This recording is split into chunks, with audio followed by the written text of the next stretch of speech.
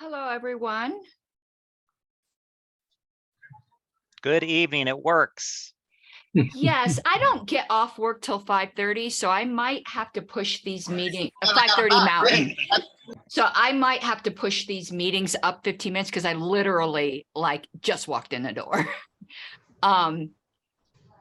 I sometimes can be very optimistic about how much time it takes me to get home. Okay. No objection here if we want to push it back a little bit.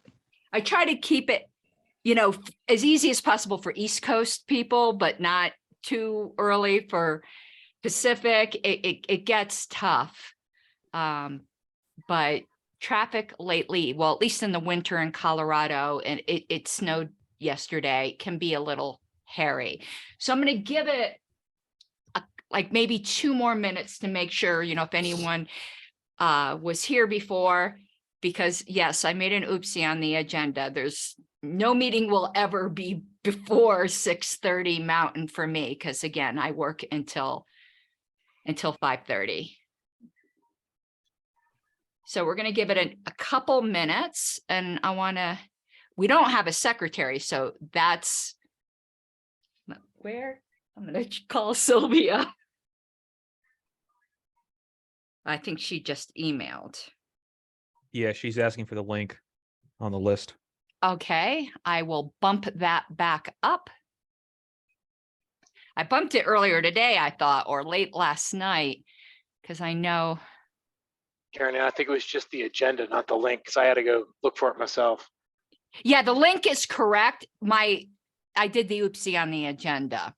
The link and notice were correct. I meant the bump, though. I think the bump was just the agenda. I didn't see a link bump. Oh, I think I hit reply. So I don't know. My email's a train wreck, so it. I thought you did bump it, Karen. Yeah, and I did it 2 days ago as well. I've been doing it regularly. I think Sylvia might be asking though for the registration link. So I am going to. Didn't you say she was not on that list of people who did not register, if I don't recall? She registered, but she probably can't find. So I'm going to have the system resend her. And anybody, if you register and you lose your link, Zoom, I could always prompt Zoom to resend it to you. It's not a tragedy. And I think it says it's from Zoom if you just want to do a search of your emails. Zoom confirmation is how I found it. Okay. That's how I found it too. I resent it to her, so hopefully she will see that. And she's telling, I resent you the link.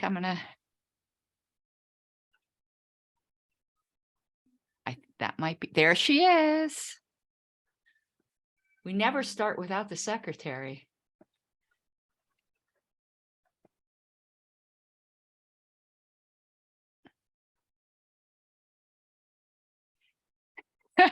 She says 10,000 proposals, but no link.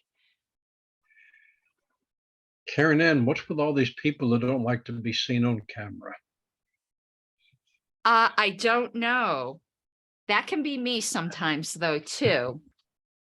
But I'm gonna make sure the secretary can hear us. And some of us have faces made for Braille.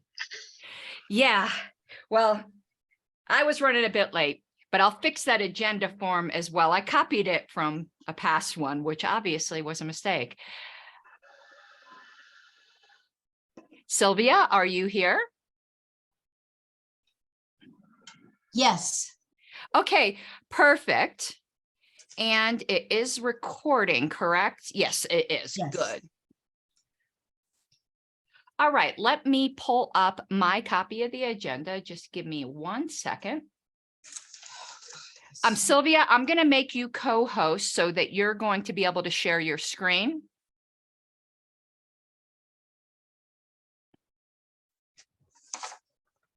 So you should now have a little prompt that said I made you co-host.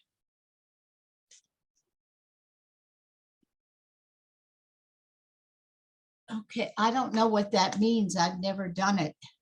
Oh, it means that you'll see additional Zoom controls. So Oh, along the okay. bottom, you'll be able to screen share. It says share screen. So it allows you to do things like that. You'll also get little beeps when people are in the waiting room. You don't need to worry about that. I'll let people in. I more Okay. made you co-host so that you can share your screen. So the first thing I am going to pull up is the agenda. And we're going to call to order at, it'll be 8:39 Eastern. And it is being recorded, Ms. Arrowwood. So, Okay. you know, anything you miss, you'll be able I can to go get back from and the find it. recording. So the first thing is opportunity for public comment. But before we get to that, I hope the committee members will indulge me for one moment to just give some introductory comments. This will be the only time I do that, but as this is our first gathering. And first of all, everyone that's here, I'm glad you're here. This is super, super important work. And I'd like to just give a little bit of a process explanation, and we'll go right into public comment after that if I see a couple members of the public here. First of all, committees differ from boards in several important respects that I want to bring up at the beginning. First, unlike boards you might be familiar with, in committees, the chair is expected to be one of the most active members. The chair is allowed to make motions, participate, and debate. And while that's allowed, my personal philosophy is to exercise restraint in those privileges because I believe it's more important to preserve impartiality and trust of the committee. It doesn't mean I won't ever debate, but I will try to exercise restraint in that. There may be a time, and one reason I do that, so there may be a time at some point in the future when I'm going to ask the committee to trust me, and I have to have earned that trust.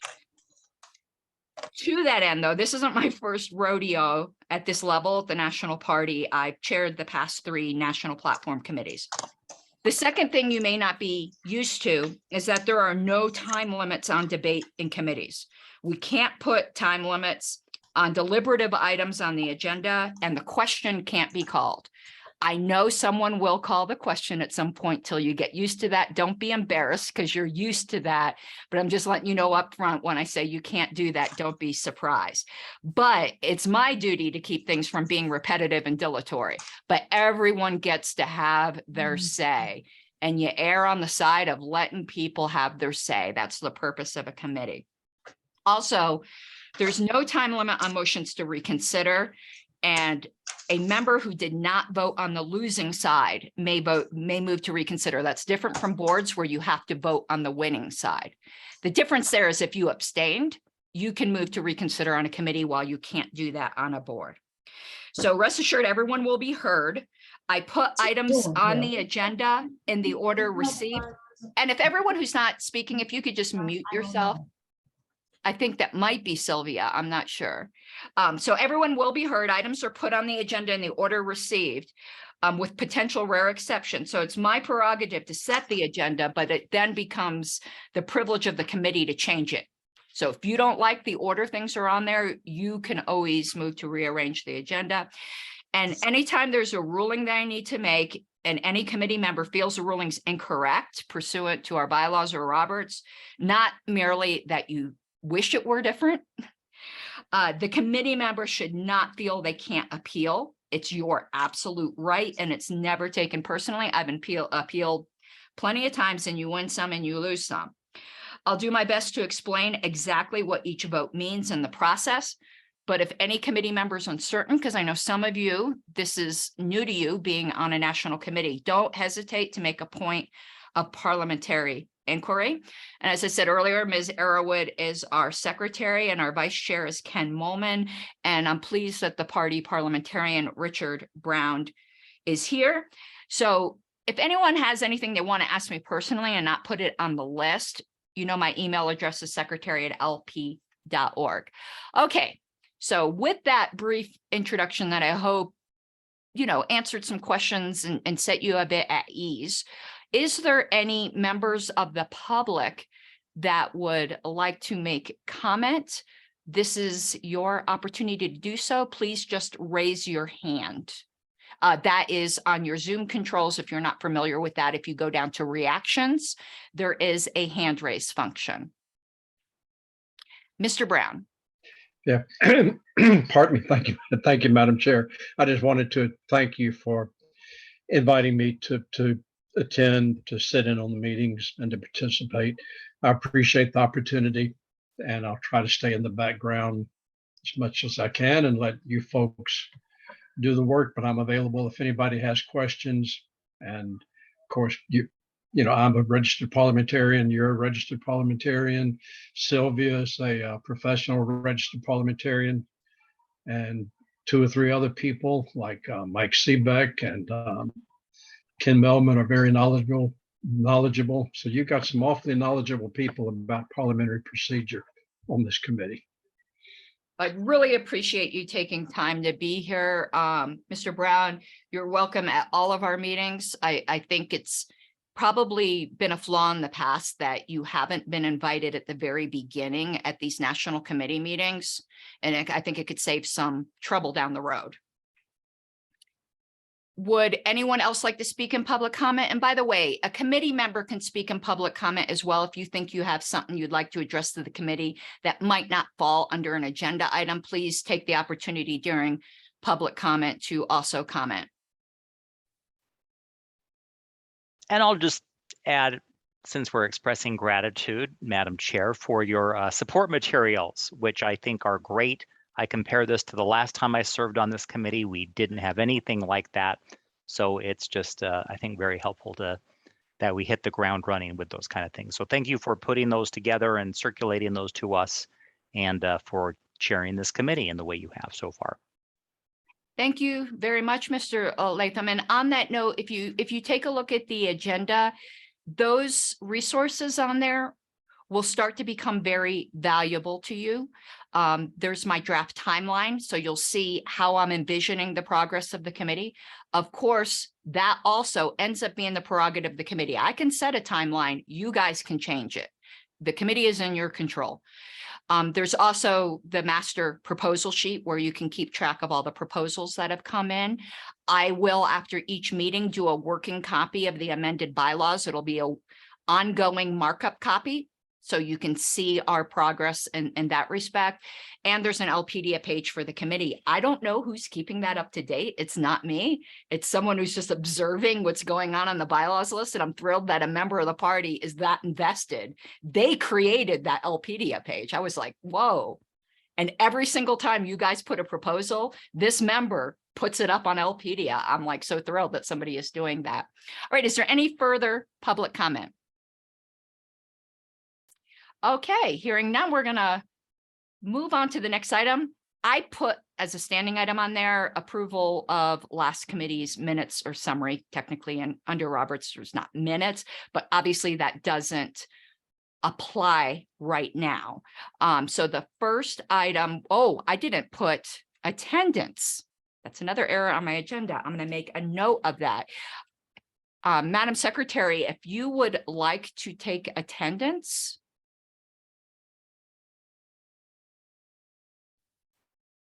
And I'll just say it's on there. It's on the first line next to the time, but it's call to order and attendance. Thank you. But it doesn't have its own line. And I need to do that because this is a script for me, but Ms. Arrowood?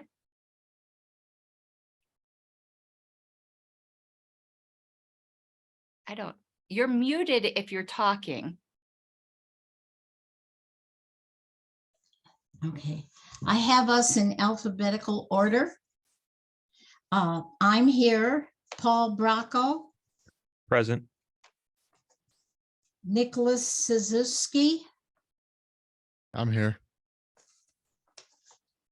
Karen Ann, I'm present. okay, Rob Latham.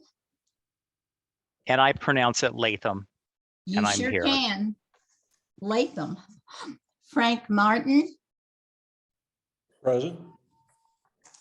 Ken Molman, I am here.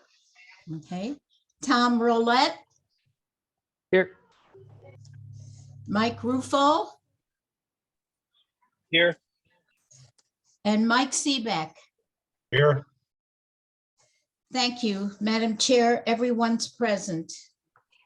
Could you just note which alternates are present as well in case any of the primary committee members drop off, so we know who will sub in for them?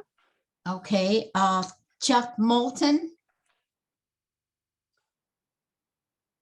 Rich Tomaso.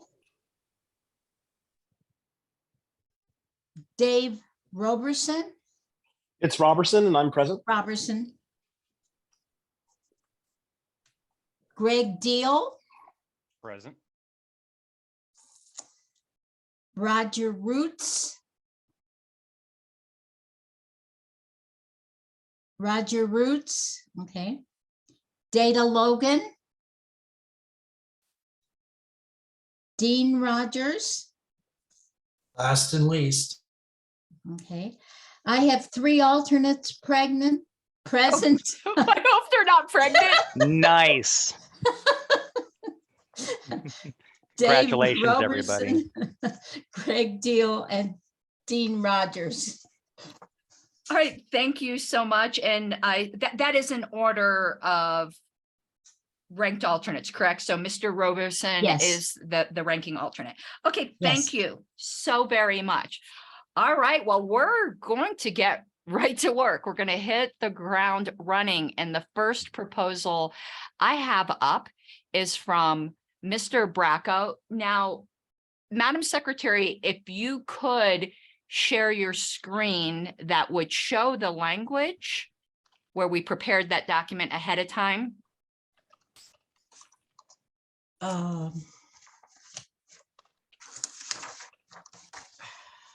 We'll give you a moment. I don't know how to do it. I have it printed out. That's about it. Oh, you don't have it on your computer? From that email I had sent over? Because if you pull it up in Word and then along the bottom, because I know If you could tell me what number it is. it is proposal A. Oh, see, I have Article 3.3, and then I went through by article. It's 6.8. 6.8, okay.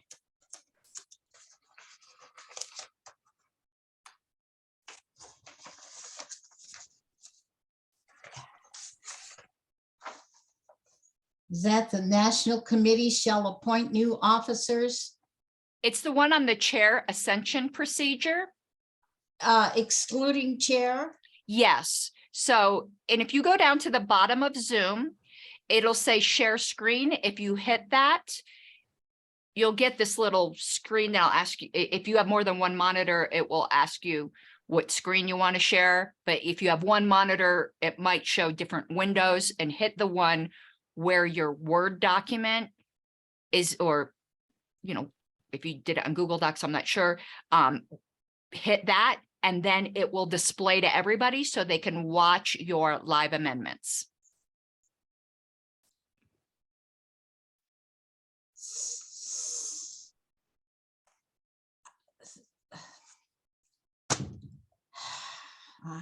So I go to my email and pull that up. Yeah, are you going to be using your document that you did it by article number, or that one I sent you that's in order of the way the items will be heard on the agenda? Well, hold on, I have everything printed up. I'll tell you what I'll do is, you know, we all know that you're, you know, Zoom is, you know, you haven't hosted before. No, While you're looking for that, I'll pull this one up. I can double duty a little bit. I've got quite a bit of secretarial experience. Let me just find that email I sent to you, and I will pull it I up. have And bylaw amendment 6.8, chair ascension procedure. And then I guess there's a link, tiny URL. yes, Okay.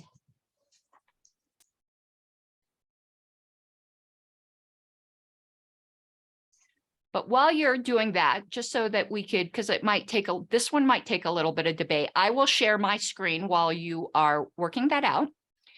And so that way we can get started. And if necessary, after this meeting, Ms. Arrowood, we can meet and do a little Zoom tutorial. You know, I understand that you're getting up to speed and I don't want you to feel under pressure. So Okay, no, I've never done these functions before. is my screen being shared? Yes, Does it say Proposal A, Bracco, Article 6 officers on the screen? yes. Okay, perfect. So this is what we're proposing. Mr. Bracco, I will recognize you first to actually make the motion. I'm assuming you still wish to make this proposal. And I will have you speak to it. Then we will recognize Mr. Molman. Sure. Thank you, Madam Chair. Yes, I would like to make this motion. I motion that we adopt this proposal, or at least recommend. I don't know exactly what the right terminology is, but include this proposed amendment in our report. So this is kind of a carryover from the previous committee. There was actually, I believe, 2 different versions of it. There was the including chair and excluding chair. Both of these would solve the, whether you want to say it's a controversy, like I don't want to get into that. It would make it extremely clear what would be how you would handle a chair vacancy in the future. Between the 2 proposals, I prefer this one. Reason being, we're essentially deciding who we are going to be vesting the ability to fill that chair vacancy in, at least the first chair vacancy. Is it going to be the delegates at the convention, or is it going to be the national committee? Personally, I prefer the delegates at convention. And the way you would do that is by saying the vice chair automatically ascends, which is what this particular proposal would do. So that's my pitch. Great, thank you, Mr. Bracco. I have on deck Mr. Molman, Mr. Seebeck, and Mr. Latham. Mr. Molman. I will echo a number of sentiments that Mr. Bracco had mentioned. Number one, there's still a little PTSD around this whole thing for me. Number 2, I don't really care how it gets solved, including, excluding, pick one, don't care. You know, unfortunately, it is necessary at times to be overly verbose. To me, Roberts is very clear that this is already the case. However, given the political sensitivity and the spotlight that is put on the chair, because for some reason a group of libertarians looks up to a ruler, I don't know what that's about, but whatever. Because of that particular sensitivity, I think it is important to pick one, include, exclude, don't care, pick one, so that no one has to do what I had to do ever again. That's all. All right, thank you, Mr. Molman. Mr. Seebeck? Yeah, we don't need this at all. This is a solution in search of a problem. First of all, the bylaws trump Roberts. We know that. The bylaws are explicitly clear in Article 6, Section 1, that the chair is an officer. This Article 6, Section 8 specifically says that the LNC shall appoint new officers if vacancies occur. The power to appoint a new chair, with all respect to the parliamentarians and to Mr. Melman, it was decided incorrectly at Reno. The bylaws are explicit that the LNC appoints a new chair when a vacancy occurs. It's already in the bylaws. It's there. We don't need to do this. Well, I can appreciate Mr. Bracco's argument about letting the delegates decide at convention. That doesn't really apply here, because if this passes and you defer to Roberts over the bylaws, which are already there, by amending the bylaws, you wind up with the issue of the vice chair would ascend to the position and then the delegates would have to vote for it anyway.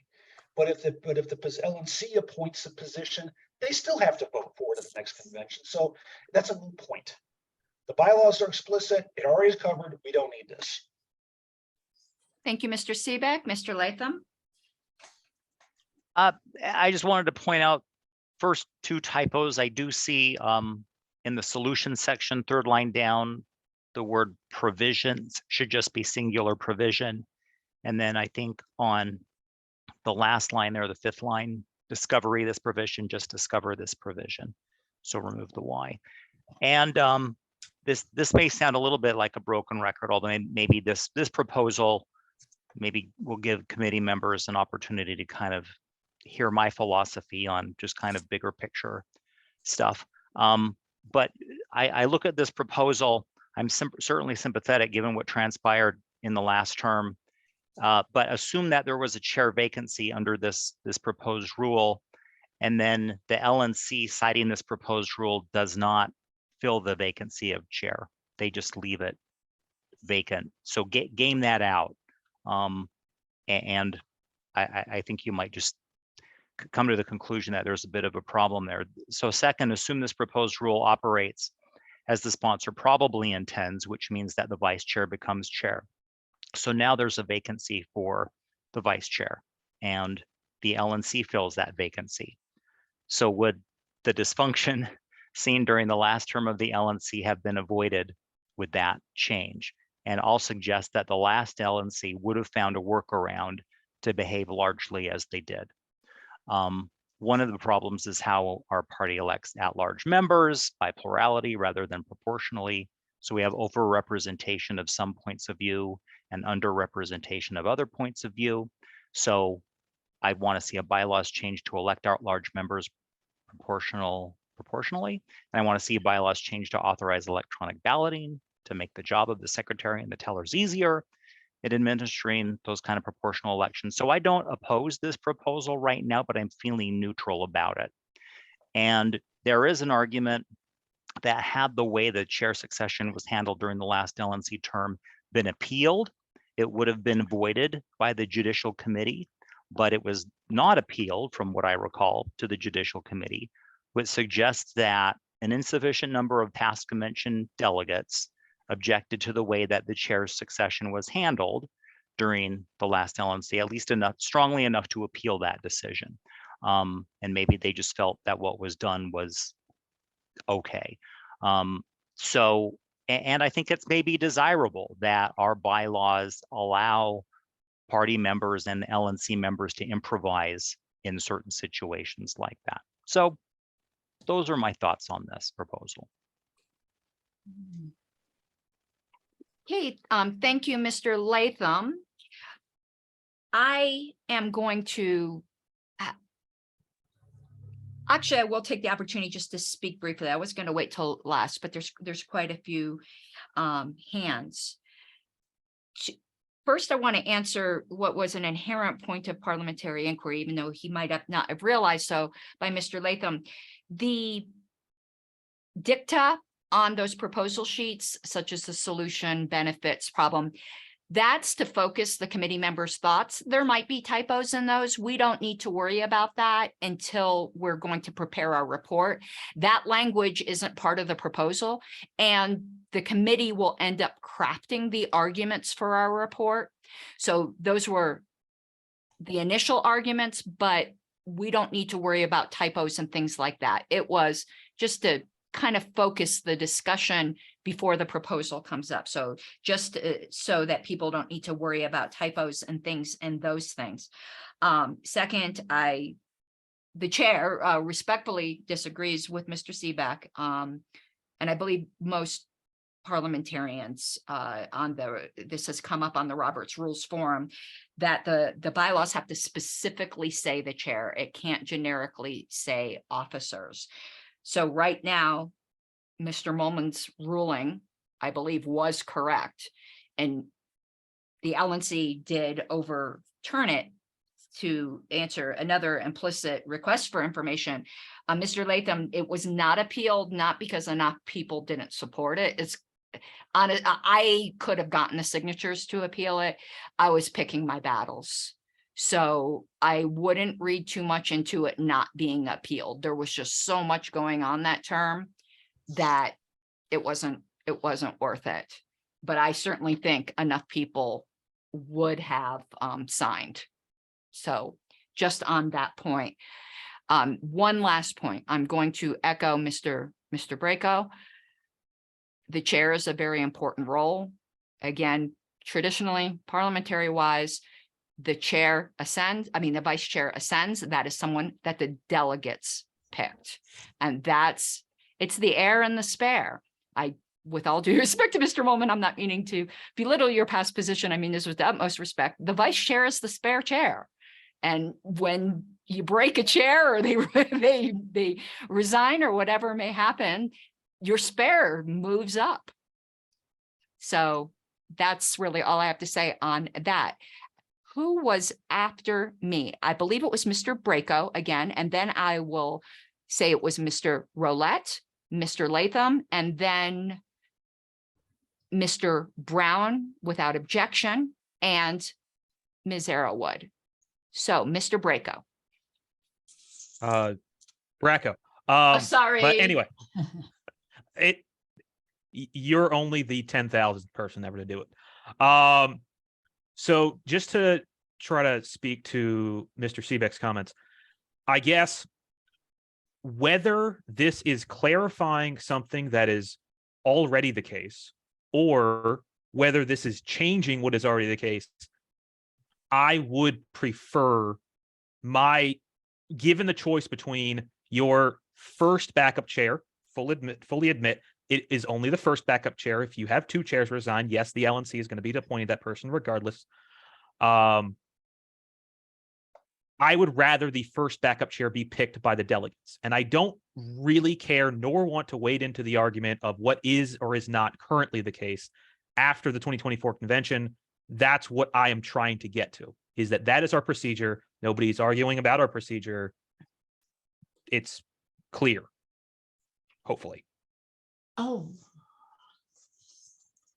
Thank you, Mr. Bracco. And I do apologize if in the future I mispronounce, please correct me immediately. Mr. Roulette. Hi, I'd like to move to amend, if I can, Yes, you may. to replace excluding with including. And I'll speak to it. Do we wait for seconds for that kind of amendment? I'm sorry? Do I need a second to do that? No, we're under small committee rules, which is small board rules, which is how committees operate. So a second is not required. So go ahead and speak to it. And I am going to get that on the screen. Okay.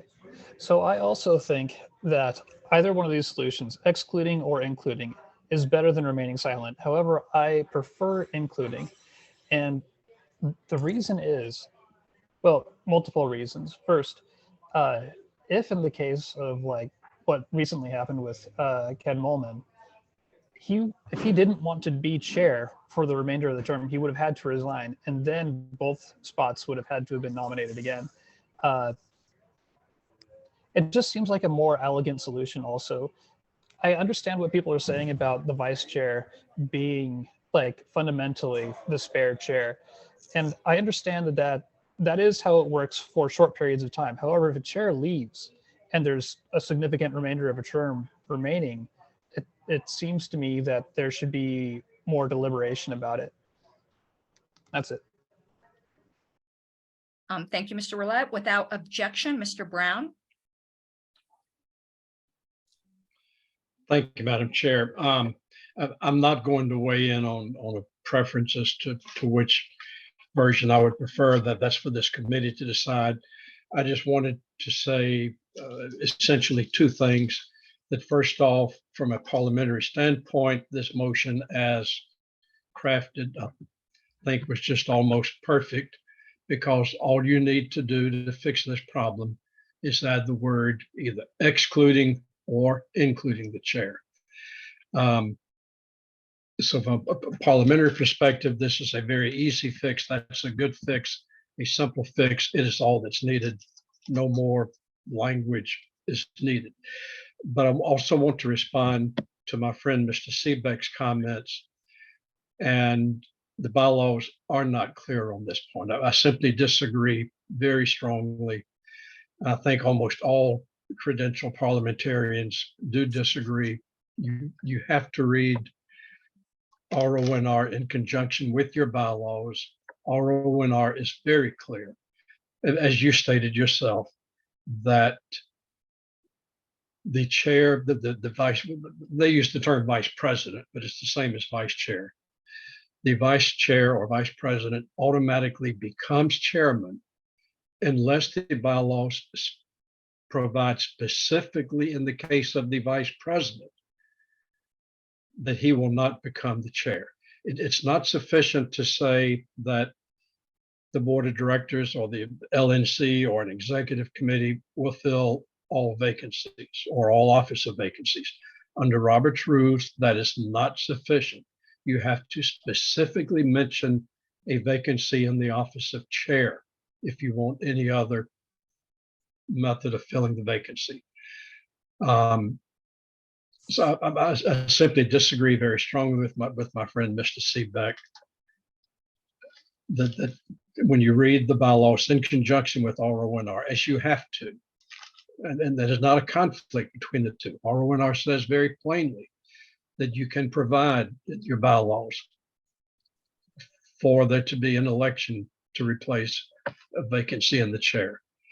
But that if you don't specifically mention the office of the president, then the vice president or vice chair automatically becomes chair. So from a parliamentary standpoint, I felt I had to address that as to which version you prefer. You know, that's up to the members of this committee. I was very much involved when the issue came up, when Joe Bishop Pinchman resigned. And of course, we had a somewhat unusual situation because in this case, Mr. Mellman did not want to be chair and basically, you know, invited an appeal of his ruling. He ruled rather reluctantly that he was the chair and invited an appeal. And I think everybody on the LNC knew he did not want to be chair. But again, the proposal, either way, whether you say excluding chair or including chair, fixes the problem. And it's a nice, clean way of fixing it. Thank you, ma'am. And by the way, I'll answer any questions anyone might have. And this does come up regularly on the Robert's Rules Forum, and all of the regular participants, I think without exception, agree that in a case such as yours with your bylaw wording, that the vice chair would automatically become the chair. But it needs to be clarified. It created a dispute. It needs to be clarified one way or the other. Thank you, Mr. Brown. Mr. Molman. There we go. Yeah, and just to add on to that, what Mr. Brown mentioned, keep in mind that Roberts provides a baseline of a functional organization, right? So the reason they have that in there is no matter what you put in your rules, if it's the sloppiest organization in the whole wide world, you know, at least they have some sort of fail-safe to fix the chair, right? And that's why that's there, that you have to specifically go and say, no, the vice chair does not auto assent because somebody had to put thought into that.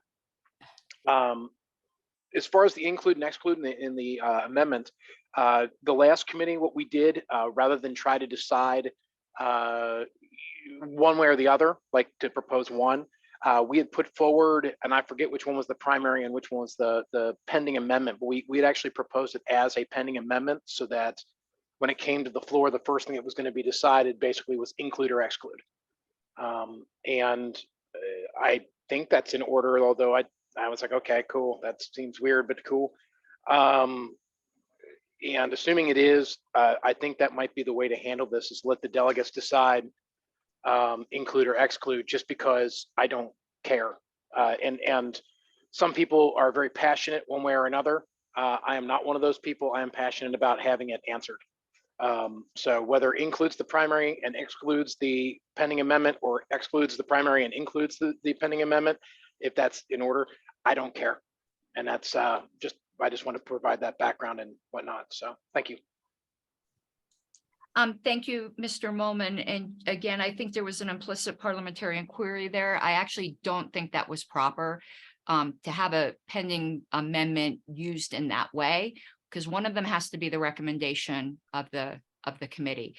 And it's quite a simple process and quite obvious to the delegates that they can get up and amend. The way our convention standing rules are written, there needs to be a recommendation of the committee that sits in a privileged position for the first, I think it's 10 minutes that our convention rules say, gets to be debated without amendment. I don't think reporting with a pending amendment is proper, taking all of those facts into consideration, including our convention standing rules. And Ms. Harless, if I may just say, I actually agree with you because specifically of our convention rules, Yes. and because they say the primary gets the debate first without amendment. That's why I thought that was weird, but Yeah, either way. Yeah. not something I would, die on, but just on this committee, that would be my ruling, that that's not in order if it ever did come up. I want to just give some information to the committee, and then we will move on to Mr. Latham, then Mr. Seebeck. I want to read Roberts 5632. If the bylaws are silent as to the method of filling a vacancy in the specific case of the presidency, and the vice president or first vice president automatically becomes president for the remainder of the term. The rest of that about ranked vice presidents doesn't apply to us.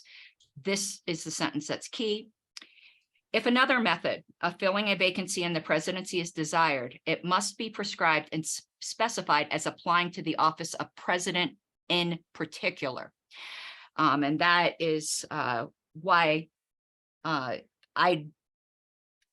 I haven't run into a credentialed parliamentarian that disagrees in the case of our bylaws that the vice chair does automatically ascend. So, and obviously from the dispute on this committee, it's obvious that at least in the culture of this party, there's an ambiguity and it needs to be resolved one way or another. I obviously have a preference, but the committee and ultimately the delegates will decide. Mr. Latham.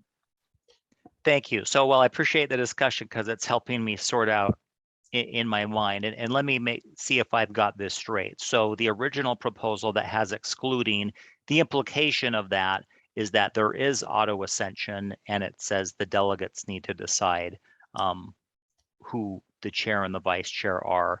And then including means that the LNC decides if there's a vacancy and there is not auto ascension. Do I have those two correct? You understand the implications correctly, Mr. Latham. Thank you. Did you have anything further? I'll just add that I need to think about this. I don't know where I come down on that question, I guess. So I need to think about it. I'm listening to and learning. Okay, and for the committee's reference, normally we would be sticking to debate only on the amendment, but the amendment and the primary are kind of both sides of the exact same question. So I don't think it can be neatly parsed out that way. So, debate freely on just the general issue. Mr. Seebeck. Given the choice of the amendment or the original, the amendment is better, but it's still not necessary. First of all, arguments to credentials or to consensus are false arguments. Discount them. They don't mean a darn thing. We're talking facts here, and the facts are in the bylaws. The chair is an officer. That is explicit. There is no denying that. Officers by the bylaws, when they're vacant, are appointed by the LNC. You cannot sit here and say that it has to be specific for a position that is explicitly referenced in the bylaws, and then sit there and say it has to be there when it's already there. To say otherwise, you're saying the chair is not an officer, and that goes against the bylaws. So given all that, the argument is simple, includes the better answer. And sorry, but that's just the facts of the matter. We're talking bylaws here, not Roberts. We got to keep that straight because the bylaws take precedence and they cover the issue. And putting including here will clarify it to say exactly the same thing that's already there, which is why it's the better answer. Thank you, Mr. Seebeck. Ms. Arrowood. Yes, it's my thinking that since our small group is dubious about what, if anything, should be inserted, goes to show that if you throw it to the average delegate who's at the meeting, or maybe not even a delegate, but a member of our organization, are they going to understand it? And I think by including, either include or exclude, would make it clear to everyone to avoid future argument. And we're not really working on these bylaws so that our small group is happy with them. We're really trying to make it clear so that everyone in the organization understands them. And I think by adding one or the other, exclude or include chair, is going to make it absolutely clear. Thank you. Thank you, Ms. Arrowood.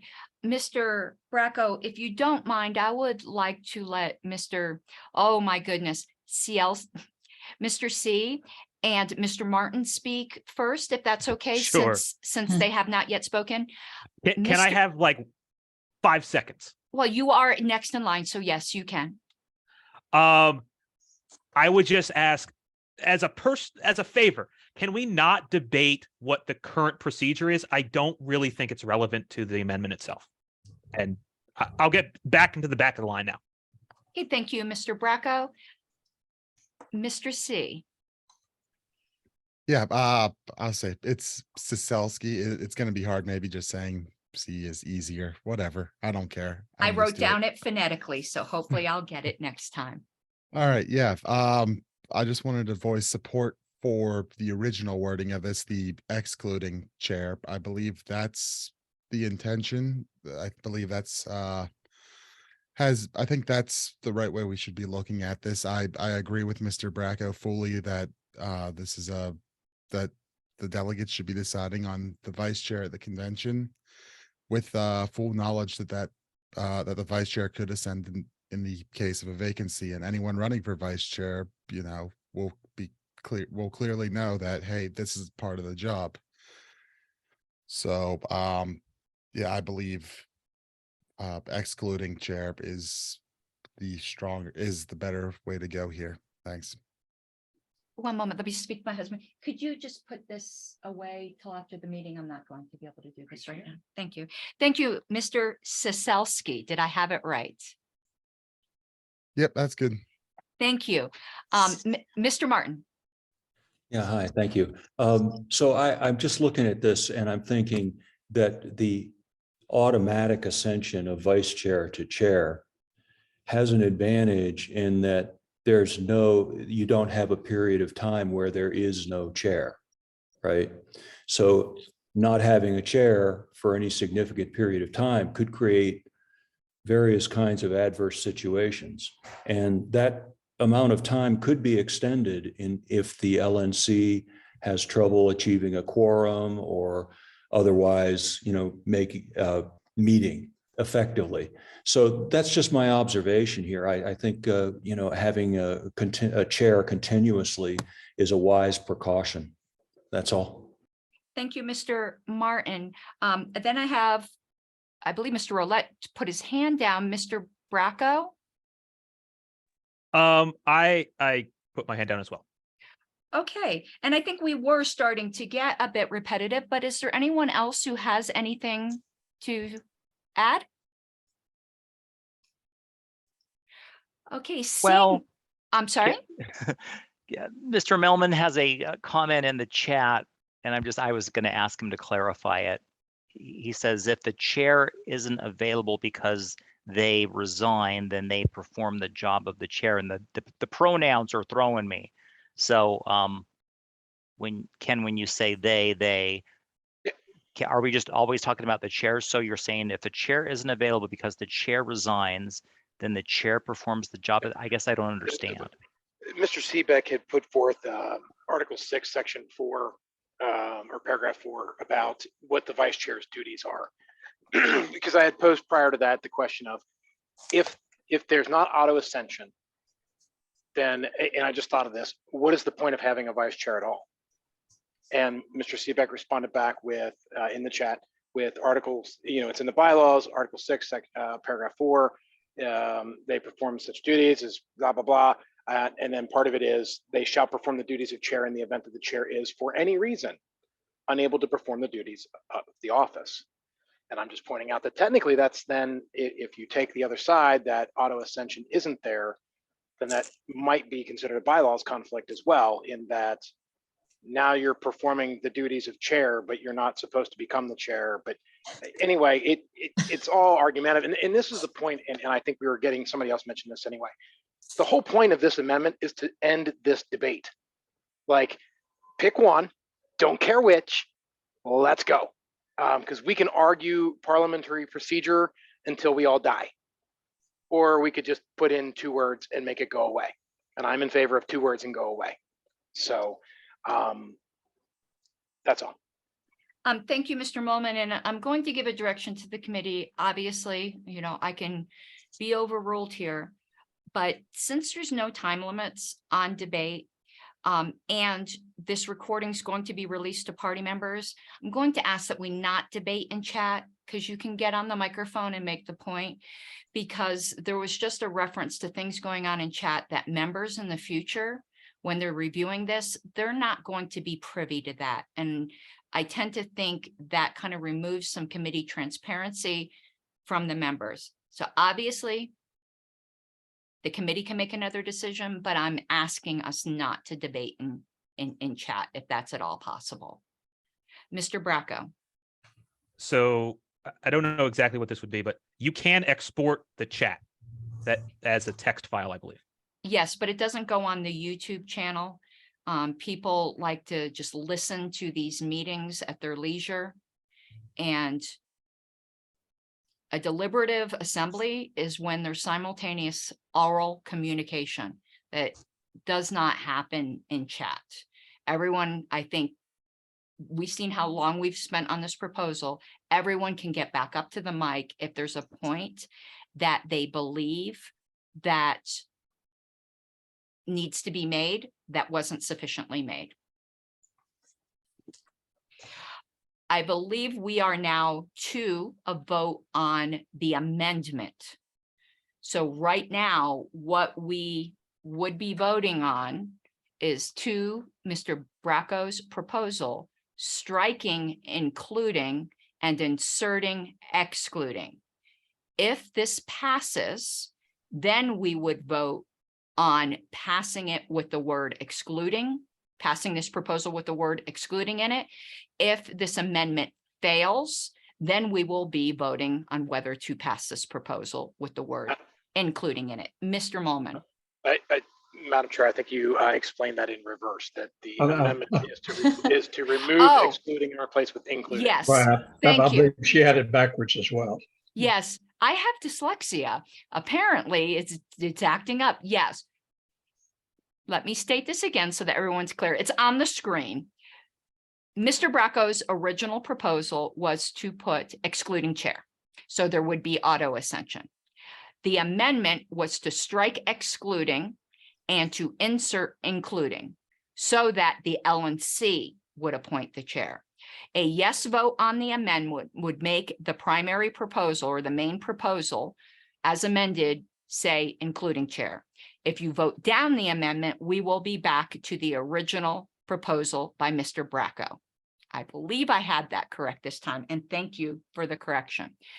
So, Madam Secretary, if you could take a roll call. Again, we are voting on striking excluding and inserting including. All right.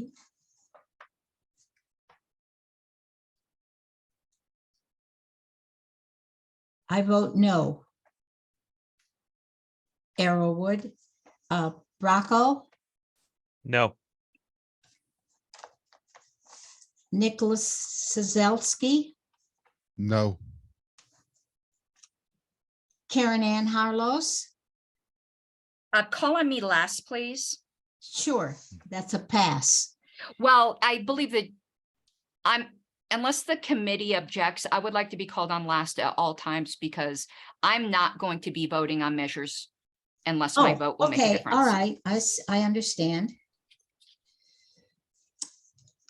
Rob Latham, No. Frank Martin, No. Ken Molman, Expressed abstention.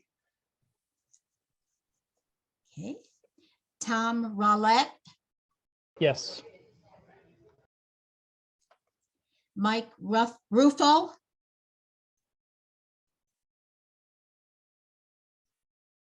No. all right. Mike Seebeck, Yes. all right. Karen Ann Harlos, Expressly abstain. all right.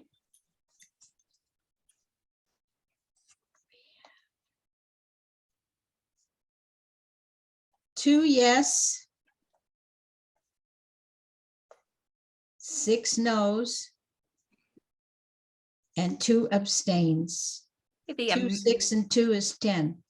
Thank you very much. The amendment fails. We are back on the primary proposal by Mr. Bracco, which is, let me change the screen.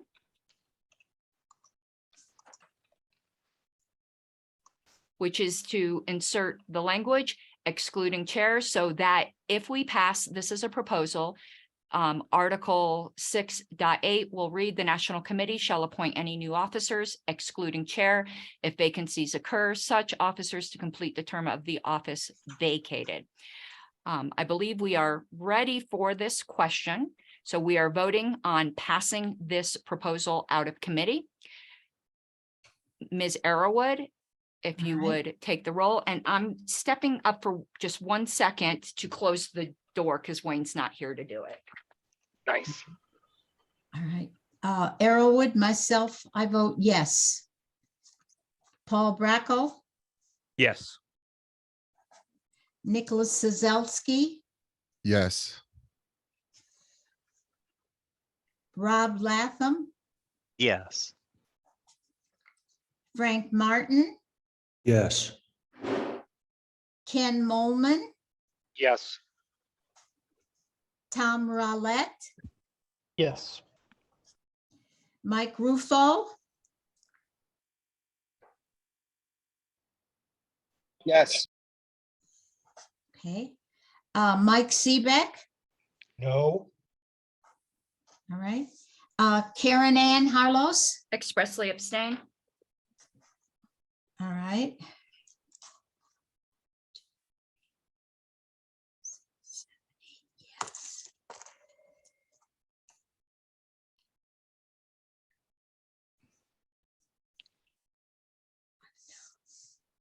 Abstain. We have 8 yeses, 1 no, 1 abstain, 8, 1, and 1 is 10. Thank you very much, Madam Secretary. So we are moving on to the next proposal, which is also by Mr. Bracco. I do have it on the screen. Mr. Bracco, if you're still intending upon making this motion for this proposal, and if you would like to speak to it. Sure. Yes, I would like to motion that we include this proposal in our report as well. So I guess it would be Article 4, Section 3A.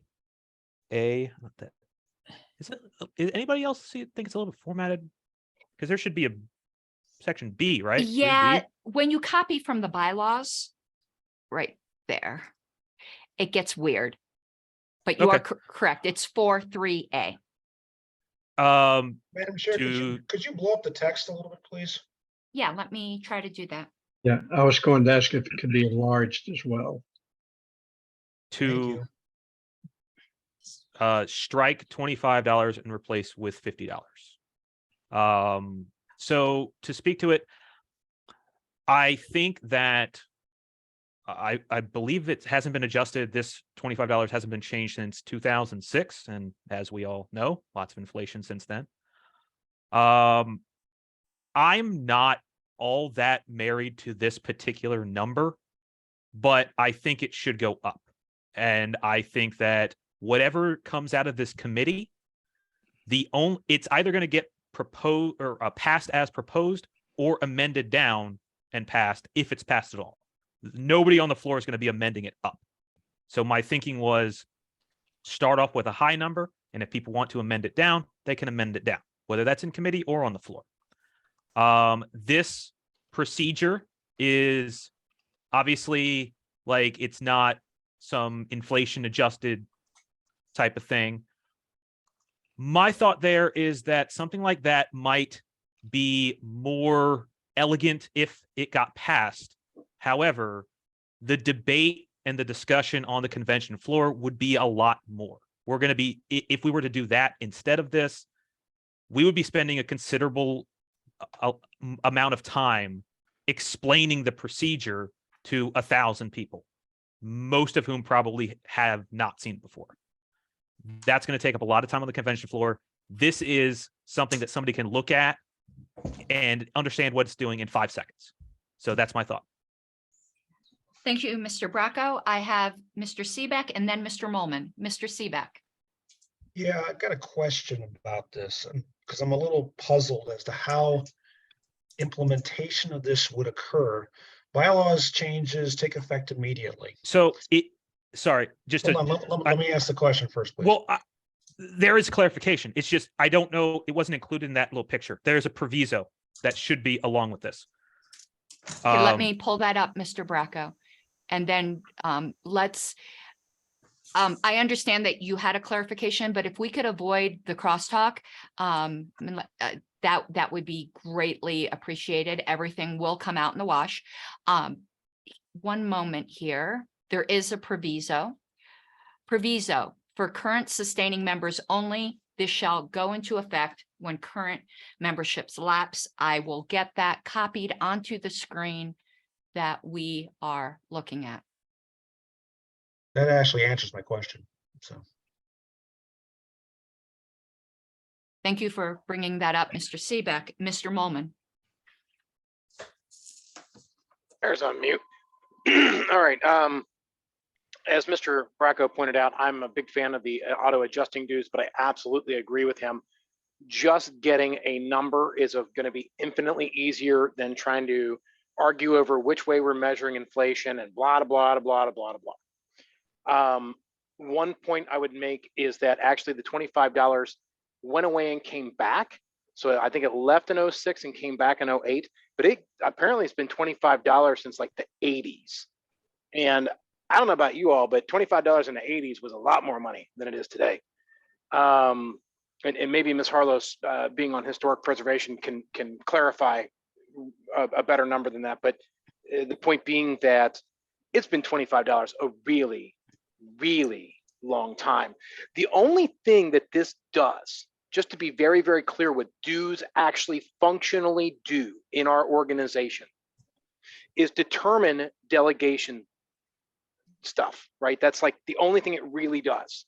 The bylaws style membership is all about helping to allocate delegates per state. How many members is part of the formula? There's nothing else about it. So it's really in part a gauge of what support there is from a particular state for the party.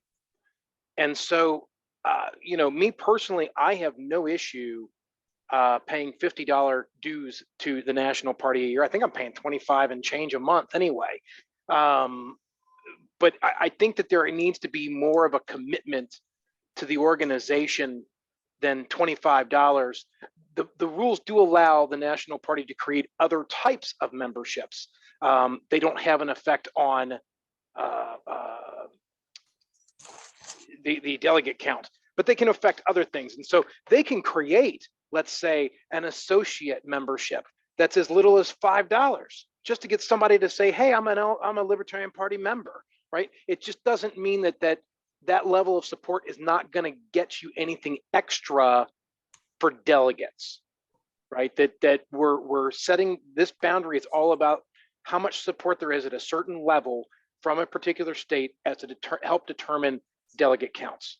So I support going ahead. Let's put it at 50. I hope it actually doesn't get amended down, because I think, honestly, if you adjusted it for inflation, it's probably actually more than 50 from whenever it was originally set to 25.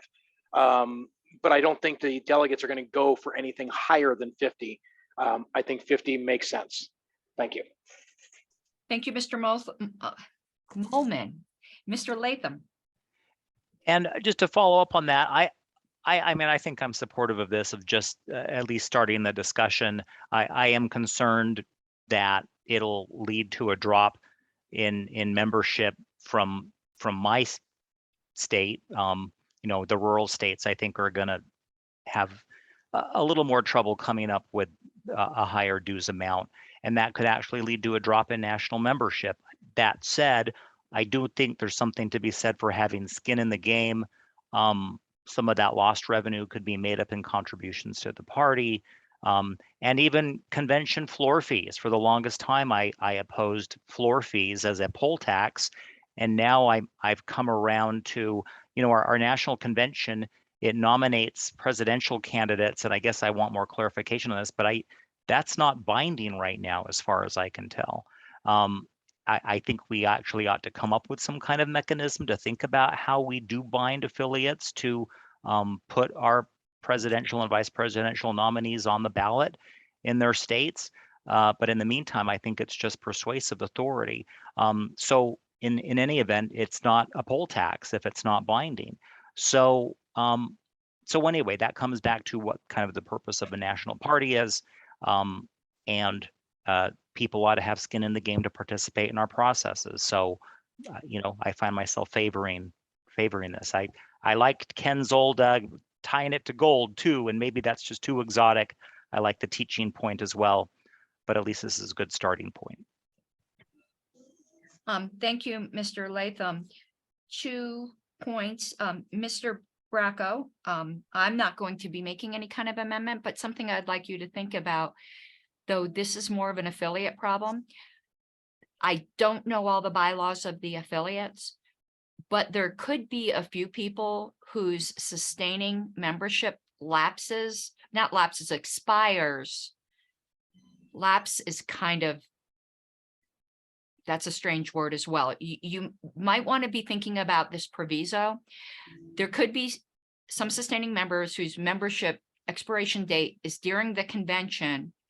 Their state bylaws require them to be a national party sustaining member, but they weren't prepared to pay $50 midstream. You might want to consider making this for when current memberships expire after adjournment sine die. I'm leaving that up to you. I'm just throwing that out there. If you didn't see that potential, probably only affect 1 or 2 people, but it could.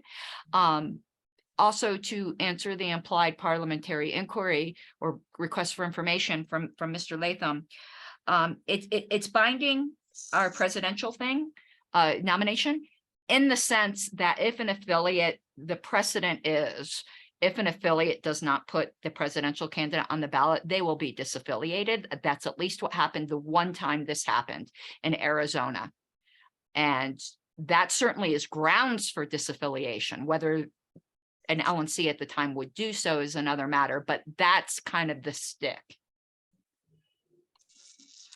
Mr. Roulette? Hi.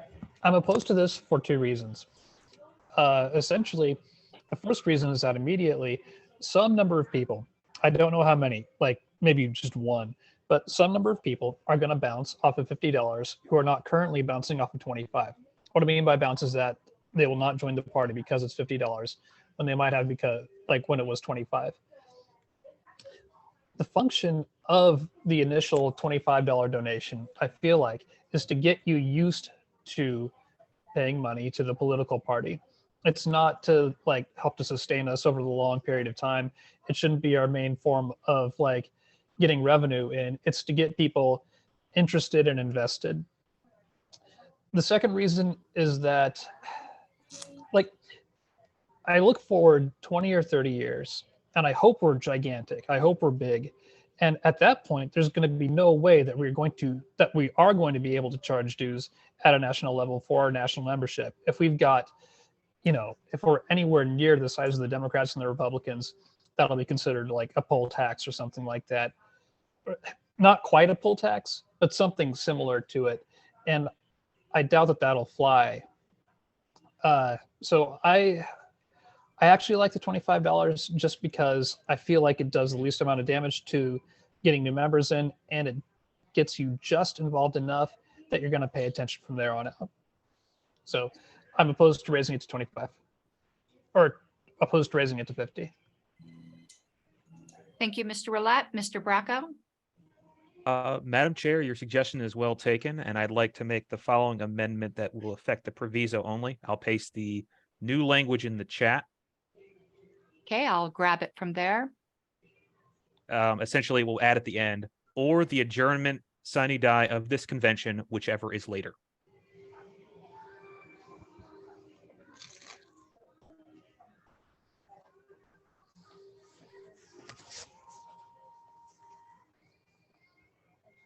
Did you wish to speak to that, Mr. Bracco? No, I think you spoke to it pretty well. That's a fair point. I am going to take a risk here and ask if there's any objection to that amendment, to the proviso only. Okay, seeing none, that becomes part of the proposal. We are back on the main Bracco proposal as amended.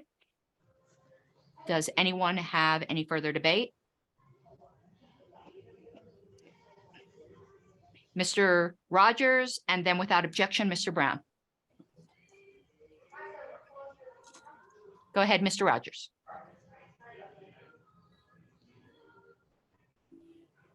Yeah, I also would like to express my opposition. Then the premise is that the party needs to raise more money. The party needs to raise more money, then the party should get more members. The point of this, as I believe, I agree with Mr. Roulette, that this is simply demonstrating a measure of commitment, getting used to paying money into the movement, and that the bar needs to be very low, and $25 is plenty enough. It's not pulling a $10 bill out of your wallet. It's a little bit more than that, and it demonstrates I'm committed to this. To a degree for the party should be a non sequitur. Thank you, Mr. Rogers. Without objection, Mr. Brown, then I have Mr. Molman and Mr. Latham on deck. Mr. Brown? Madam Chair, I just had a question. I thought I heard discussion that perhaps the word lapse, when it says when current memberships lapse, that was going to be changed to expire. Was there an intent to change that word, or? No, was the Mr. intent- Brown, Mr. Bracco's amendment retained the word lapse. Okay, thank you. Mr. Molman? Well, I guess that will change what I was going to say a little bit. I guess as a point of inquiry to whoever can answer it. Is there a difference between lapse and expire? I will treat that as some kind of inquiry. Yeah. I think there is. I think lapse implies a period of time between expiration and when renewal is considered, and expiration is the moment at which it expires. I think lapse implies the passage of time. I guess I could be wrong. Yeah, I'm okay. I guess the real reason I raised my hand to speak is to reiterate that the only thing that this membership dues level does is determine help determine delegation sizes. How many delegates does the state get? And there's nothing that stops the LNC today from creating a $3 membership. Let's pull the Obama, or you can do a $7 membership like the Biden people. There is nothing that stops them from doing that. It just won't count towards delegation counts. This is about the delegation count, and that's it. $50 is actually quite doable in that the easiest upsell in the party today is getting a $25 member to change to $5 per month, which comes out to $60 a year. And we're seeing more and more that we've been seeing more and more of that over the past 2 or 3 years, getting people to at least go to $5 a month.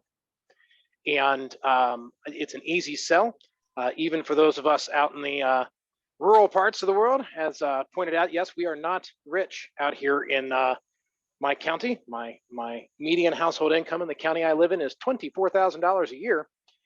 So I certainly feel for that. But at $5 a month, hell, at this point, you can't even get a burger fast food place for $5. So the point, I guess, is that I think 50 makes sense given inflation, given a check and balance, like I mentioned before. If we really adjusted it for inflation, it would be even higher from the time it was originally set to 25. And there's no shit. I forgot the last thing I was going to say, and I apologize. Yeah. Anyway, that's all. I don't think this is as big of a deal in that it's not stopping anybody from signing up. It's not stopping the LNC from creating a $3 membership. It's just, this is about delegation counts. That's it. So there you are. Thank you, Mr. Mullman. I have Mr. Latham and then Mr. Rufo. Mr. Latham. Well, and then maybe this is a bit of an inquiry, because just following up on Ken's point, I thought, yeah, we could get some lower level memberships so people could kind of, wade into the, party involvement as some kind of member, $5 a year or whatnot, but they wouldn't be able to participate in party business at convention. And I think that's the distinction that at least I'm perceiving. So that is my question. Is that what's contemplated by this proposal? Is that we're talking about people who can participate in the party business, but people who have this lower level membership, the $5 or whatever we're calling it, can't participate in party business. Let me, and you might have something to say after I clarify this with you. What Mr. Mullman was saying and what I can say as LNC secretary, he's talking about delegate counts, not delegate participation. Our bylaws say later on, in order to qualify as a delegate, you have to be either a member of the national party as a sustaining member or a member of the state affiliate. Sustaining membership is not required because you can be a member of the state affiliate and not be a member of national. And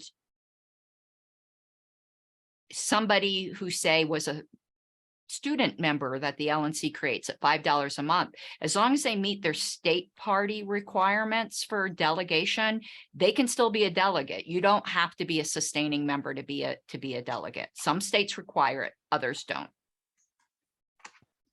And one other point, the LNC has already created another level of membership for pets.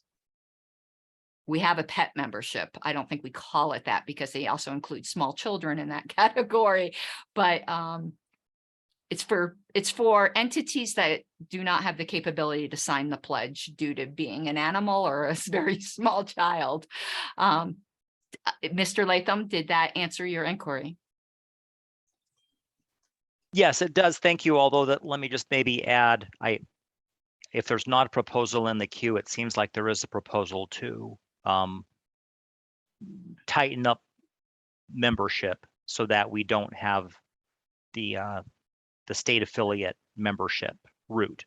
So you would need to be both, I guess, a pledge signer and a dues payer.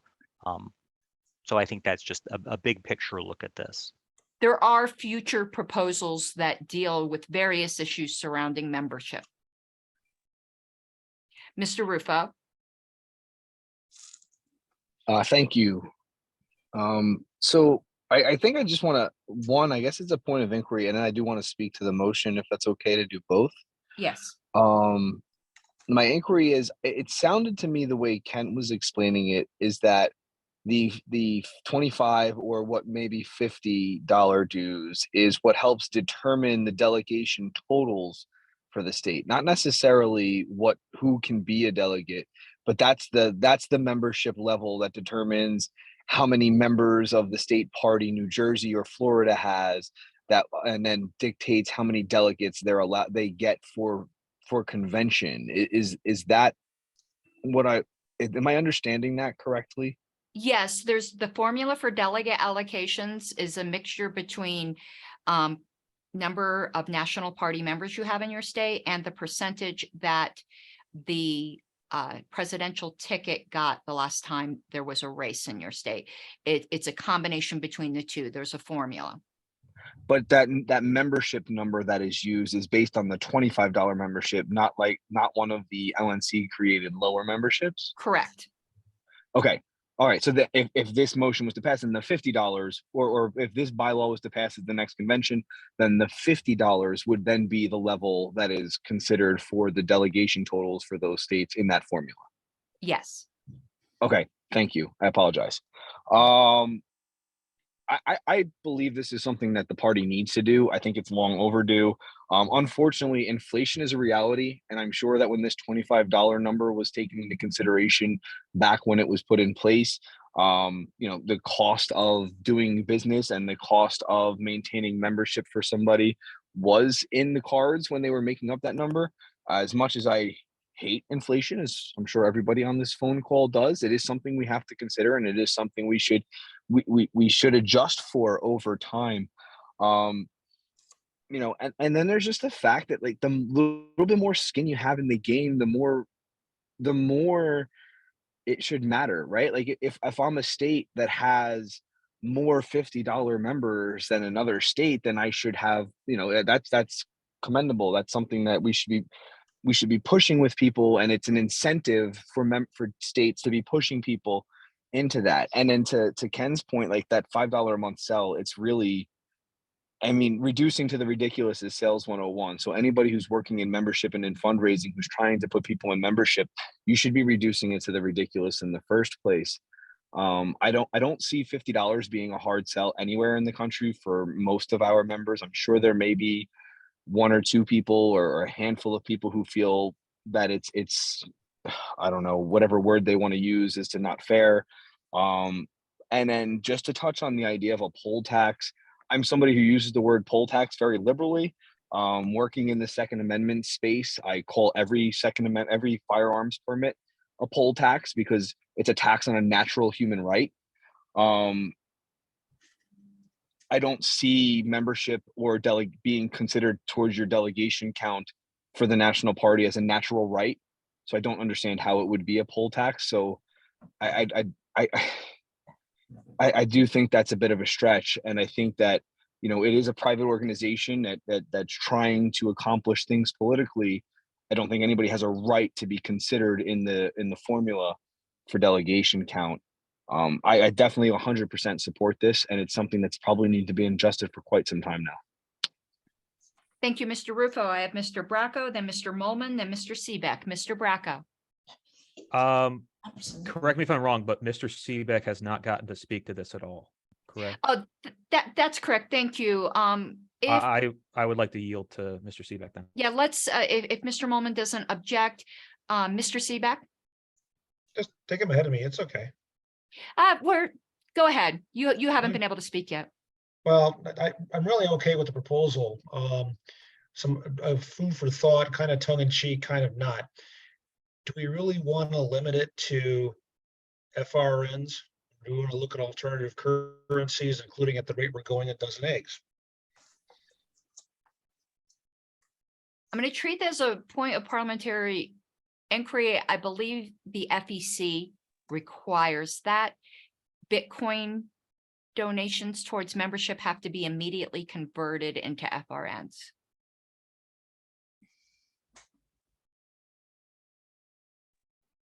Mr. Seebeck? No, I'm good. It was kind of tongue in cheek, but the idea was that in this day and age, it seems kind of limiting, but I also understand we have to play by the rules of the government racketeering scam. So $1 silver would be a great due for a sustaining membership, though. I'll say that. Thank you, Mr. Seebeck. Mr. Bracco. Hey, sorry about that. So a couple of things. The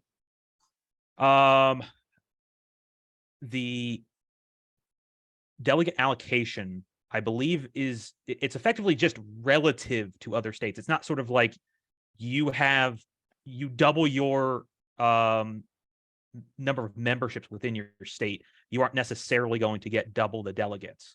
Correct. If everybody else doubles their memberships too, then everybody gets the same amount of delegates. So just pointing that out. The other thing is, I can be a bit sympathetic to people saying that this might reduce membership on a state-by-state basis. I'm a bit skeptical as to going from $25 to $50 being the biggest hindrance to somebody trying to attend a convention. I'm sure most, if not all of you, were at Reno. In terms of cost, the sustaining dues were the least of your worries. So unless you were to live in the town that the future national convention is being held, you're coming out of pocket a lot more than $25 or $50. So just saying. I put on the screen for the committee's reference the section on affiliate party delegate entitlements. This section here, section A, shows the formula based on sustaining members in case anyone needed that for their deliberations. Mr. Molman. All right, kind of running through a list of things that have been talked about. One of the things brought up was the proposal to refine the definition of membership. I will say that in my proposal specifically, the one that I've talked about, or I think I made it, I do not change the provision that the state parties still have the ability to send people who are not national party members if they're party members of the state party. As much as I think it's kind of weird that somebody who's not a member of an organization can vote in that organization, I also understand the politics of it and that that's not going to change. So I left it be. I wanted to note that you can have an amount donated on your behalf. So we have had so-called Libertarians in the past who have had other people donate their dues on their behalf, and that has been allowed. I wanted to note that a Republican friend of mine who went to the RNC in 2016 had to pay $500 to be a delegate to the RNC, in addition to travel and everything else. Federal Reserve notes, we already do allow people to donate in Bitcoin. It gets converted immediately, as Ms. Harlos mentioned, but that does count towards membership. If you donate 0.0000 whatever it is to Bitcoin to the party, it gets converted immediately to FRN, and then immediately that qualifies as dues. Also, to note the amount of inflation that's happened, Kentucky does have auto-adjusting dues because that's my thing and I got them to do it. $5 from July of 1971, just for reference, is now worth over $36 in today's money. So literally more than 7 times what money was worth, according to the Consumer Price Index at the Bureau of Labor Statistics. And last thing is the reported numbers of membership, the concern about a drop in membership numbers. Those numbers are, what gets reported are not the bylaws members. They're in there and they're in the report and they're just like a tucked away thing. But what gets reported is what they call quote unquote active members, which is the one that doesn't require you to sign the pledge. It's the one that doesn't require anything other than, because the policy says, $25 in donations. And that's the only thing that gets reported, because there are a good number of donors to national who have not signed the pledge, whether because they don't know they have to or because they disagree with it, whatever.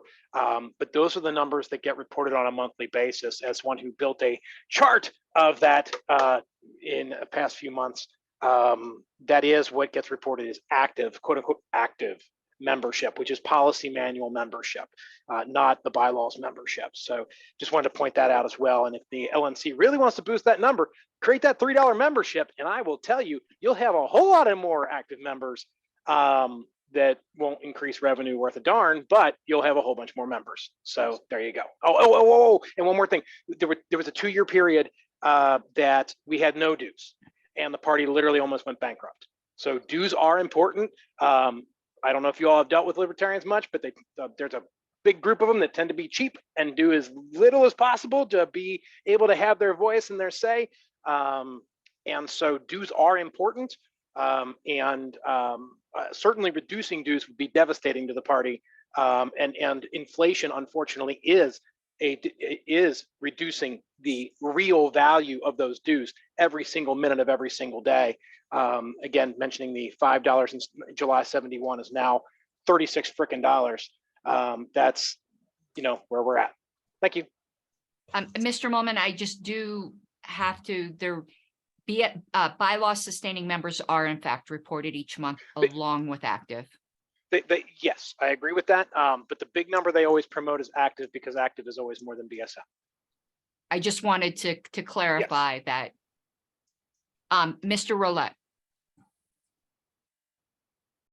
Just two briefly. Tom Roulettes, which one is real? Yeah, I'm the real one. Okay. I don't know. The other guy seems friendly enough. So nobody ever wants to say, "Hey, yeah, me, I'm poor." That's kind of embarrassing. So I'm not currently in a spot in my life where the difference between 25 and 50 bucks is important at all. However, there was. I joined the Libertarian Party on the day I turned 18, and that was coming off of a crappy summer job where I didn't get paid very much. In addition to, we're talking about this as being like the threshold to attend the convention. I got to tell you, my first $25 to the Libertarian Party, I didn't pay that because I was thinking about going to the convention. I paid that because that was the basic membership at the time. And I want to put up so few barriers to anyone joining. Last point, when I'm looking through the CRM, looking for volunteers, looking for, when I look through the CRM to grab volunteers to go door knocking or whatever, I do tend to contact those libertarians who are actual members of the party first. And when I see a member of the Libertarian Party, I'm seeing a potential volunteer. And even if you're like only paying 25 bucks a month, I do want to have access to you as a volunteer. And I know I could do that otherwise. I know I can grab people who are just signatory members, but well, I guess that's all I have to say. Thank you. And I think a member used your link in order to join the meeting, and that's why there's two Tom Roulettes. The second Tom Roulette, if you let me know your name, I can change it here on the screen.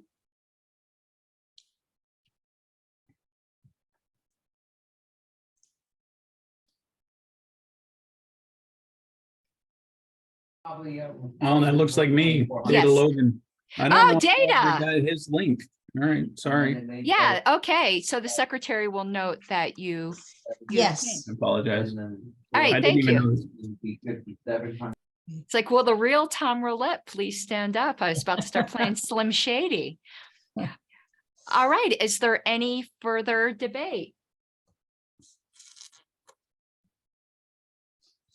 Okay, seeing none, then we will be going to a vote. I'm going to take this other language off the screen so everyone's clear. Whoops. What we're voting on. So it is in Article 4, Section 3A, to strike $25 and insert $50. A yes vote will pass this as the proposal of the committee. A no vote will result in no change, and we'll just move on to the next proposal. So if everyone is clear what we're voting on, if the secretary could take a roll call vote. All right, Arrowwood, that's me. I'm going to say yes. Paul Bracco, Yes. Nicholas Sazelski, Yes. Rob Latham, Yes. Frank Martin, Abstain? Ken Molman, Yes. Tom Rowlett, Nope. Mike Ruffo, Yes. Mike Seebeck, Yes.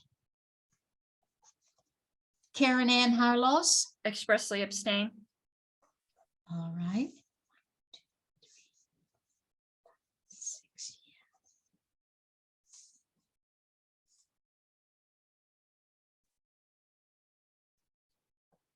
All right, we have 6 yes, 2 no, and 2 abstain, and 6, 2, and 2 is 10. Right, thank you, Madam Secretary. Before we move on to the next proposal, there's some information I want to give the committee because I'm sure this will come up as we start plowing into more proposals. And it is information on minority reports. So if several of you find yourself on the not winning side of a proposal and you think you have something that is better, that's not merely just voting down the committee proposal, because at convention, you could always go on the floor and argue against. Though technically under Roberts, you can just recommend rejection. But generally, it's an alternate proposal. It takes 2 or more members of the bylaws committee to sign off on a minority report. So I just like members to be aware they have that right. Whether or not it's wise is completely up to the minority members of the committee, but that is a right you have, which I want to keep in mind. Alternates cannot. It has to be full members of the committee unless an alternate has moved up to a primary spot. We did not have a proposal, but we had a couple hands up. So Mr. Molman. On that last vote, it was read out as 6-2-2, but in my tally, I had it as 7-1-2, and I wanted to verify that the tally was correct. I don't think it really matters because it passed either way. It's just it may matter later if we decide to order things based on popularity in the committee.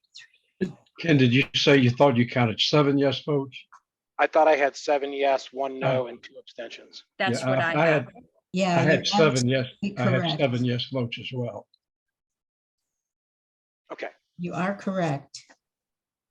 But 2 abstains. Thank you, Mr. Molman. I guess that's what the other hand was up for as well, since I've seen that gone down. We're going to move on to the next proposal. FYI, we are coming up 20 minutes before our scheduled adjournment time. The committee can always extend time, but if there is an extension of time when we get to 10:30 Eastern, wherever we're at, we'll pick it up next time. Because our discussions, which is good, have been very detailed. So I expect that we will be mid this proposal, but if we at the expiration. All right, the next proposal up is by Mr. Molman and Mr. Brown, without objection. Yeah. Madam Chair, the comments you made a few minutes ago about the minority report, I'm not looking at our bylaws or convention rules at the moment. I have them beside me, but I'm not looking at them. But normally under Robert's rules, the convention body would have to approve receiving a minority report. Is that the case here, or No, you're correct. Thank you for that clarification. I'm so used to platform. There's a weird thing in our rules. The platform committee minority reports automatically get heard. It's not a privilege of the assembly, but not bylaws. Bylaws, like credentials, the assembly has to decide to hear it. But the minimum before it could even be brought to the assembly to consider whether they want to hear it is that 2 members sign off on it. Thank you, Mr. Brown. All right, Mr. Molman, we're up to proposal C, which I have up on the screen. Mr. Molman, if you're still intending upon making this and would like to speak to it. I do intend to make it, although it looks like there's some strike throughs in the wrong spot, but that's okay. That last part shouldn't have a strike through. Oh. See how it's in blue and a strike through? Oh, yeah. That's how it got copied over. Let's take that. It may have been my fault. I was It happens. I do like that. 3 in the morning. So why did it? Hold on. I think because you did it in Word, it's not wanting. I will. You can. I'm going to type that out. Okay. You can. I'll go ahead and explain it in the meantime. So, as noted before, there is, or touched on in the previous motion, there is a bit of confusion around what is a member.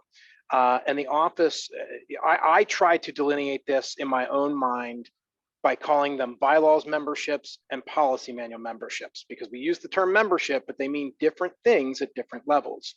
In the bylaws, as noted, membership is all about delegate counts. It's all about apportionment of delegates. And in the policy manual, it's about getting LP news, getting other little perks, getting all the little things that you get, right? So,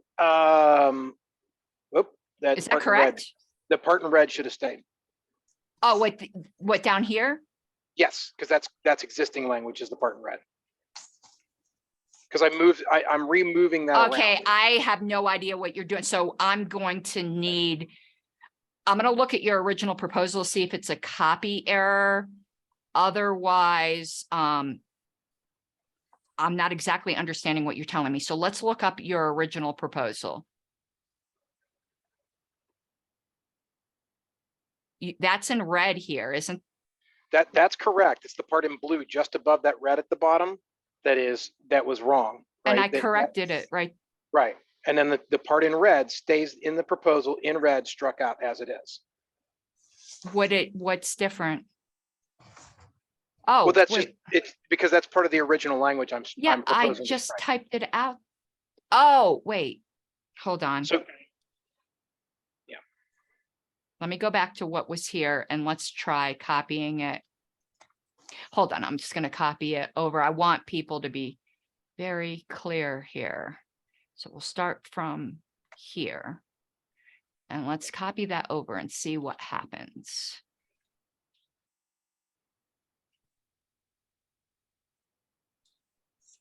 Is that correct? That is, yes. Even though the indentation's not Yeah, correct? whatever.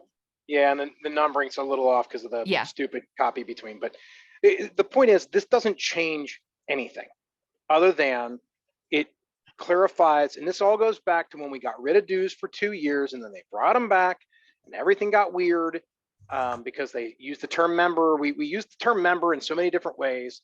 I'm trying to clarify what it all means. So someone who has signed, under this proposal, someone who signed the pledge would get the title of a signatory member. They have signed our pledge.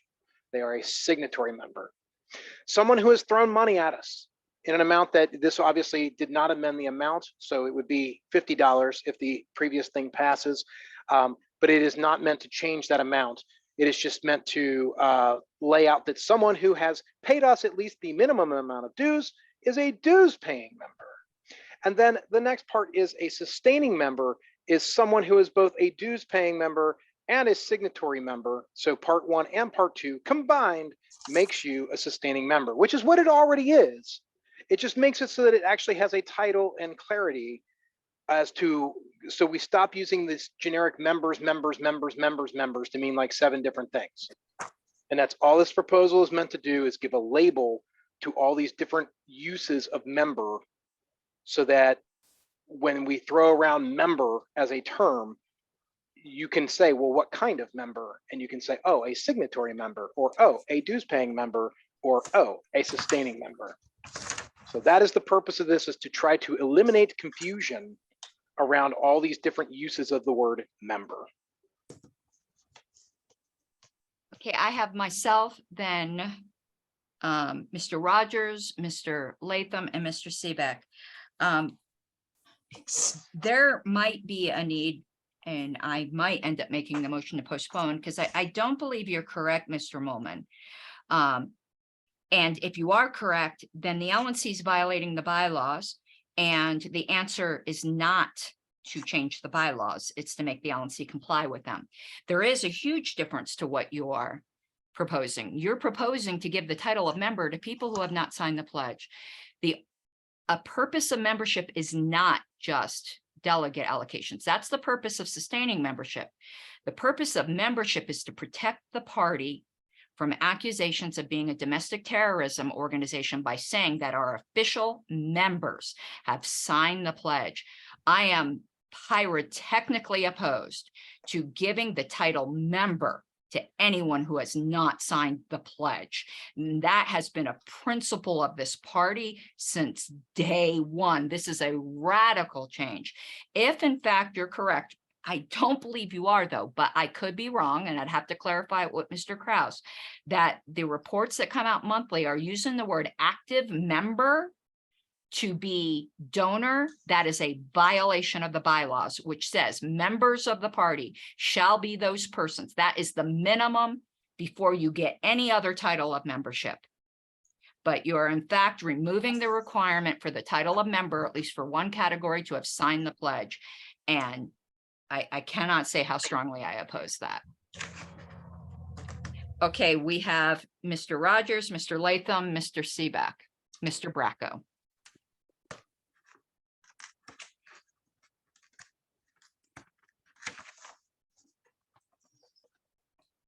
Mr. Roger, I mean, not Rogers, Roberson. Sorry. No problem, ma'am. I was looking at this and in regards to consistency, I'm a lifetime member, but new member, so the money thing was on my mind personally. But does this need to therefore reflect the previous amendment where we were talking about maybe we can get $50, or just we're keeping with the 25? Sorry, just point of inquiry. Okay, there would be, it would be contingent. We would make it clear if we pass this that we're not meaning to undo the language we just passed, so that this $25, depending upon what order we propose, if this passes to the delegates, if this is proposed first, the word $25 in there. If it's proposed later and the bylaws have already been amended to say 50, this will automatically be 50, because amendments, we might need to clarify the proviso on the other one when we order these proposals. But no, this will not reverse the other change. The committee would have to specifically make that decision. Perfect, thank you. Next, Mr. Latham. And my comments might be in the way of a question here, but the way I'm reading this proposal, it looks like it would add a new requirement to be a signatory to be a sustaining member, which would be a little bit new. We had some members in our Utah affiliate decades ago who just did not like the pledge and thought it was some kind of loyalty oath. And this was not unique to our affiliate. And I think there were some folks who decided this is how certain people, libertarians, kept the party in check, is that they could show up to a national convention, not being signers. I think it even included not being dues paying members, and rescue the party from whatever was ailing it. Having said all that, I've never seen that scenario play out in our history. I mean, I could be wrong on that. And it comes back to the skin in the game issue. I think if you're going to be participating in the party's business, especially at a convention, then you do need to have some skin in the game. And so on some level, and this is maybe where my question comes in, I think, would this change mean that basically a member cannot participate in convention business unless they are a sustaining member, meaning they're both dues paying and signatory members? And I do see this kind of path in subsection 2 where you could be a dues paying member but not sign the pledge, but then you would not be a sustaining member. I don't know what I think about this point. That's, I guess, what this discussion is for. So anyway, those are kind of some thoughts and questions I have in my mind. Mr. Latham, I am going there. I believe there were a couple inquiries smuggled in there that I don't mean smuggled in the derogatory way. Sustaining members have to sign the pledge. Our past bylaws, in order to become any kind of member, you have to sign the pledge.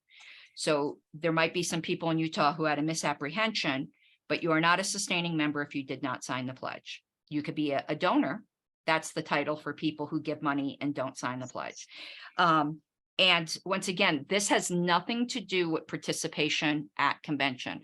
Participation at convention, you have to be an affiliate member, not necessarily a national member. So none of this, there might be a proposal later on to make national party membership a requirement, but this proposal does not do that.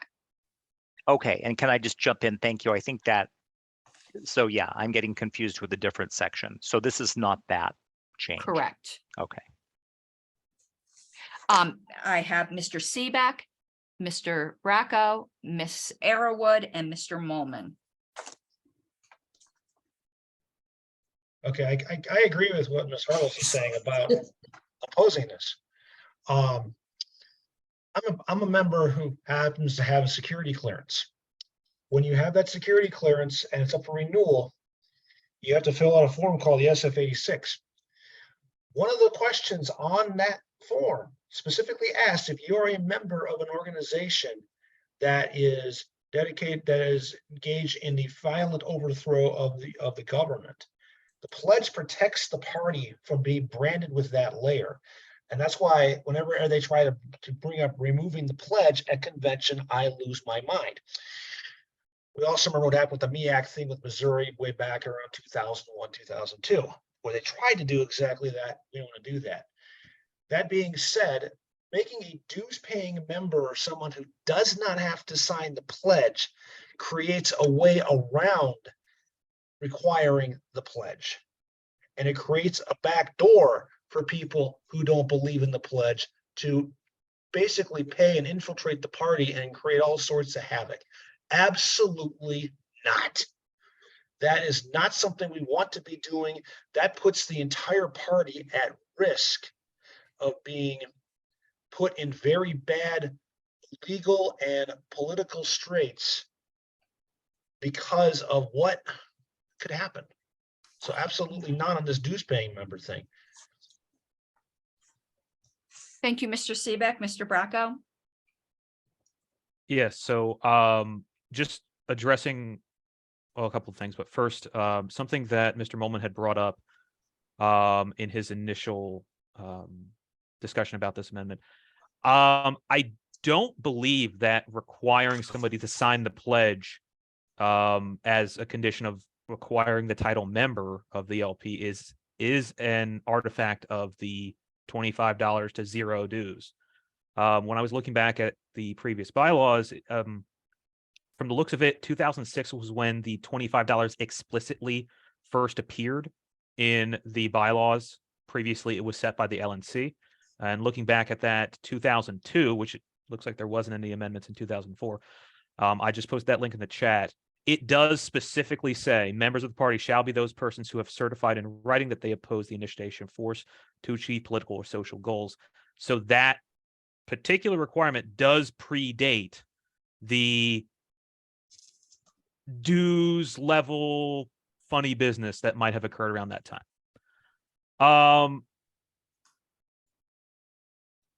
And the other thing is, I guess there's 2 points on the same exact spot. So I don't know whether it's section 2 or C or whatever that is, the one that starts with the National Committee may create other levels of membership.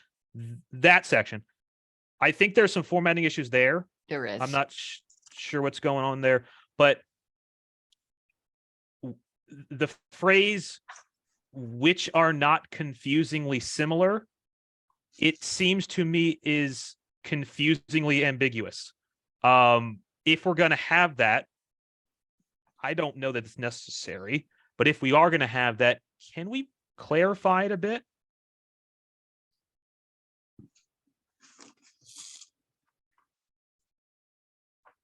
Like, how does one define confusingly similar or not confusingly similar?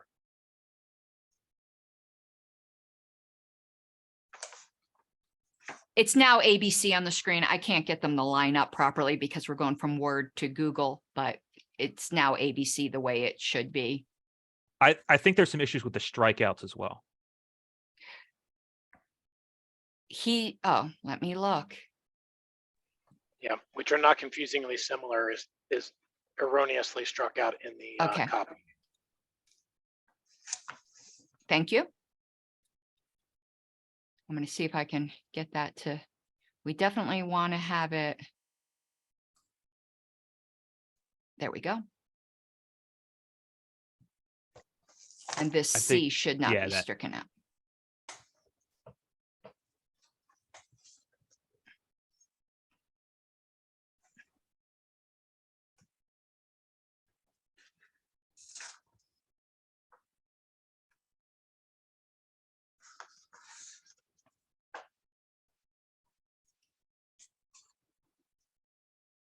Okay, Ms. Arrowwood.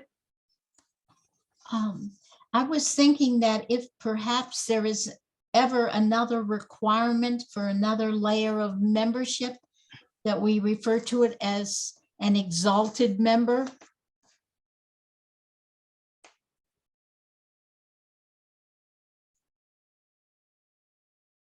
Okay, I am going to make a request here. Things that are outside this, unless there's an amendment being offered, things like that are not in the scope of what we're considering right now. But if you have an amendment to offer, but let me give you some information. The LNC is free to create a membership level called exalted member if they chose. Okay, thank you. You're welcome. Mr. Molman? Yes. So as defined today, the generic term member in Article 4, Paragraph 1 is members of the party are persons who have certified that they've opposed the initiation of force, da, da, da, da. We then use members in other places, and specifically where this comes into confusing, and the question about the confusingly similar language is that in the policy manual, they create a membership level that is also $25. No, that's deleted, by the way, Mr. Molman, so that's no longer Yes. correct. Yeah, unfortunately, the office is continuing to use that membership level because what we did was we empowered the office to choose, and they have chosen to just continue doing what they've been doing, which is annoying because that was the whole point of trying to make that go away. And so we have this active membership. And Ms. Harless, I will tell you, I know for a fact, active membership does not require signing the pledge. I know that for a fact. That is actually in many ways the difference between a BSM and an active membership. The other thing being that BSM says $25 donated, whatever, due to tax law and all kinds of other stuff, things that are obtained is the right word through the LP store are not a purchase, because that would be illegal and would, unless we're collecting taxes and blah, blah, blah, blah, blah, blah, blah, blah. They are a donation. And then because you're such a good donor, we send you some bumper stickers or something. And so BSM, that counts towards. You can go buy $25 worth of stickers on LP store and boom, you're a BSM. But you are not an active member, because an active member is someone who's donated $25 and got nothing in return, except when they decide to do promotions. It's all extremely confusing. And that's my issue, and why the confusingly similar language exists is because they're using the same amount of money, $25, to mean two entirely different things, referring to them both as membership. And they are not at all in any way the same, except the dollar amount. And even the terms of that dollar amount are not the same. And it's extremely confusing. And we're all going to learn this again. Every time we learn this, every 2 years, as we get close to the time when delegate counts matter, or the membership BSM counts matter for delegate calculation, everybody flips out. All the state chairs start trying to get all their people to renew, trying to boost their membership totals. And then all the nuance comes in, and everybody's like, well, they gave $25. Well, yeah, but that $25 didn't count, or that $25 was this, or they didn't sign the pledge. They're an active member, but they're not a BSM. And all this craziness occurs because $25 freaking is used twice. And the way they justify being able to not have the pledge as a membership is that language that says they can create other levels of membership, right? There's no requirement that other levels of membership, because they use the term member for 85 different things. That's hyperbole. It's like 4 different things. But because they use the same term member to mean different things in different places, that's how they then interpret LNC can create other levels of membership. Well, what is membership? Membership's whatever we decide it is. So they've done that. And it's been that way since I've been a member of the party. So that's what that confusingly similar language is about. I tend to agree that we should make it that you have no rights in this organization unless you at a minimum sign the pledge. And honestly, I think it's kind of weird to have people on committees that have signed the pledge in like 1974, but haven't contributed a nickel, and all of a sudden they're on a national subcommittee. That would be kind of weird too, but it's whatever. Let's see.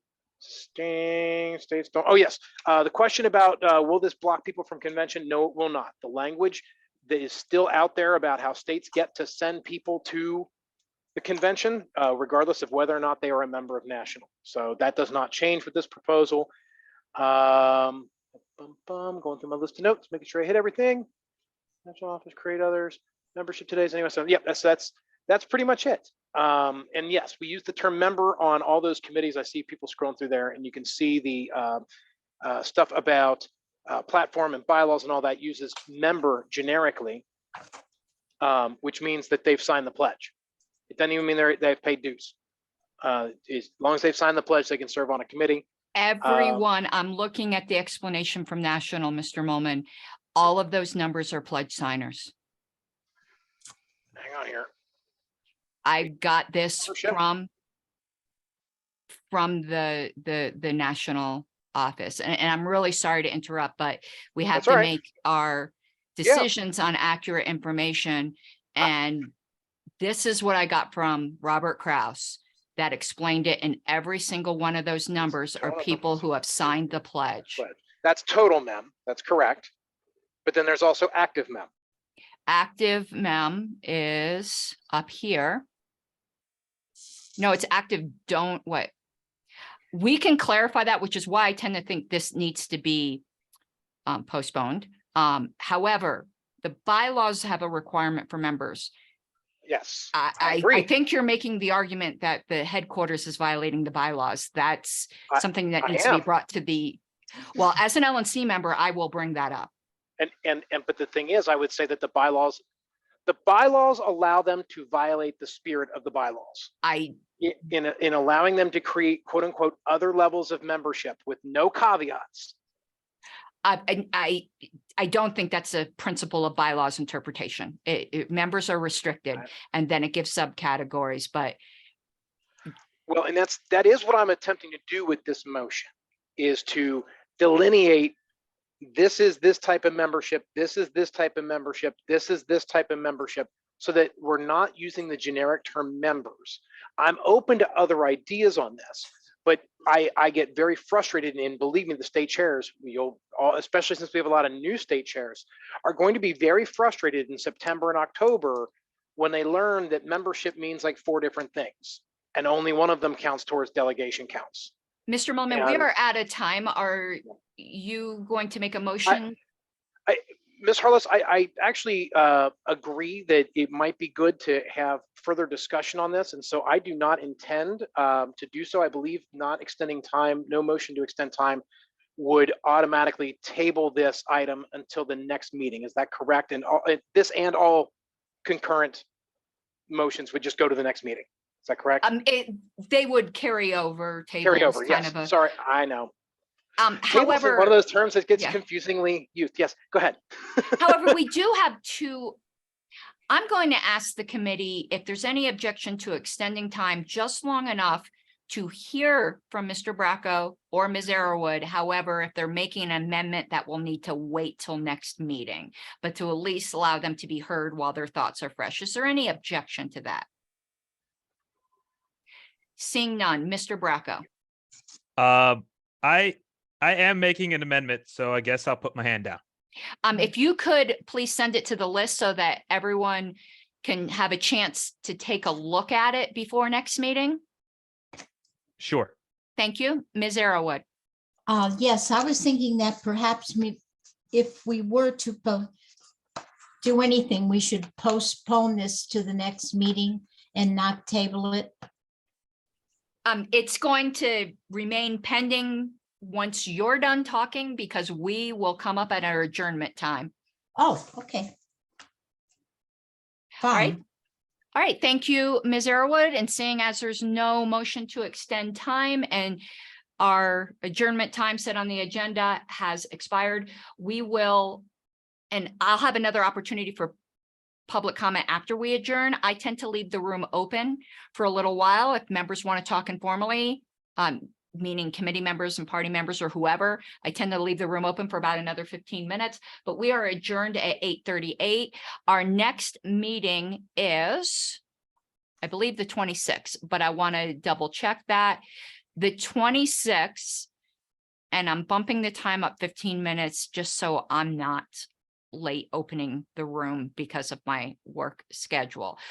I will send out an agenda for the 26th, and the first thing we will pick up exactly where we left off, which is in debate of Mr. Molman's proposal. I will recognize Mr. Bracco first at that meeting, as he indicated his desire to make an amendment that he will be posting to the bylaws list so we could take a look at it. So we are adjourned at 8:38. Feel free to hang out in the room and talk informally without any kind of committee hierarchy. Madam Secretary, do I understand that our next meeting will be at 8:45 Eastern? Yes, I got confused. I didn't know if you were meaning Ms. Arrowwood or, yeah. Yes, 8:45. Thank you. 45. So you're moving the meetings back 15 minutes.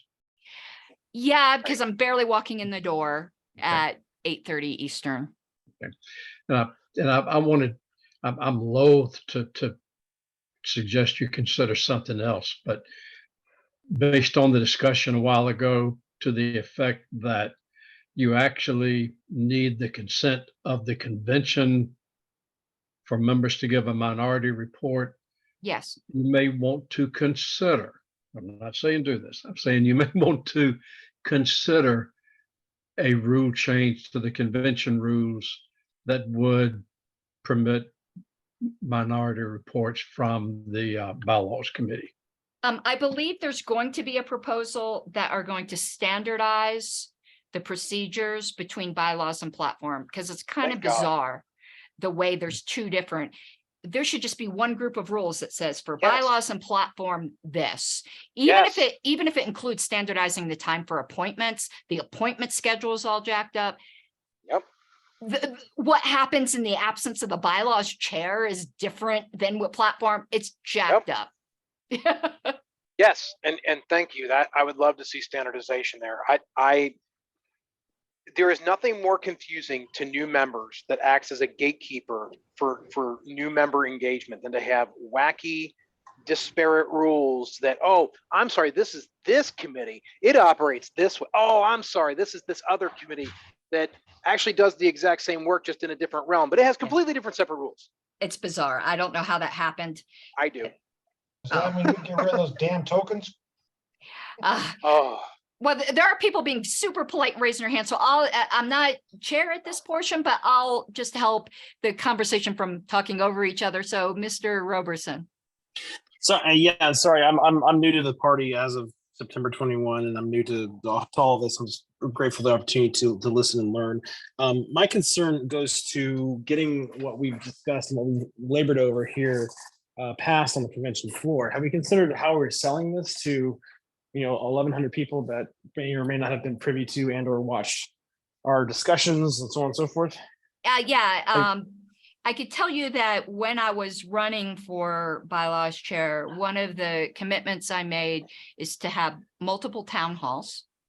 And I also would like to run by the LNC, having, this would be completely unofficial, but as we get close to convention, having like a mock convention with presumptive delegates. That way they get used to Roberts, they get used to debate, and we could see what the debate points will be and have an opportunity to modify our proposals going, oh my God, that's a really good point. We didn't see it.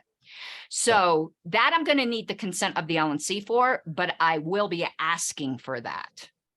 Because so Reno was my first national convention as a voting delegate, and I saw the committee get up there, and clearly they had put work into this, and then people just voted one way or the other. And I think that if there could be an opportunity for common cause to be presented and understood, and why the how and the why, there may be more what's the word, synchronicity between delegates from all over the world, or sorry, all over the country, and what's being labored over and put forward by any of the committees, let alone bylaws. Great. Hey, June. I saw you came in mid-meeting. You didn't have an opportunity for public comment at the beginning, so we'd love to hear from you. I have conflicting meetings, I'm afraid. One thing I did not easily put my hand on is where one goes to look at all of the things which have been submitted so far for the committee to talk. It's probably flashed by me, but that's what it did. Slash. So where is, so this Are is, you this down here is where we should see everything that's been sent to you to be considered right now? Yeah, I'm going to put this link in chat. It's the chair master proposal list. Once a submission is officially made by a committee member, I add it to that chart.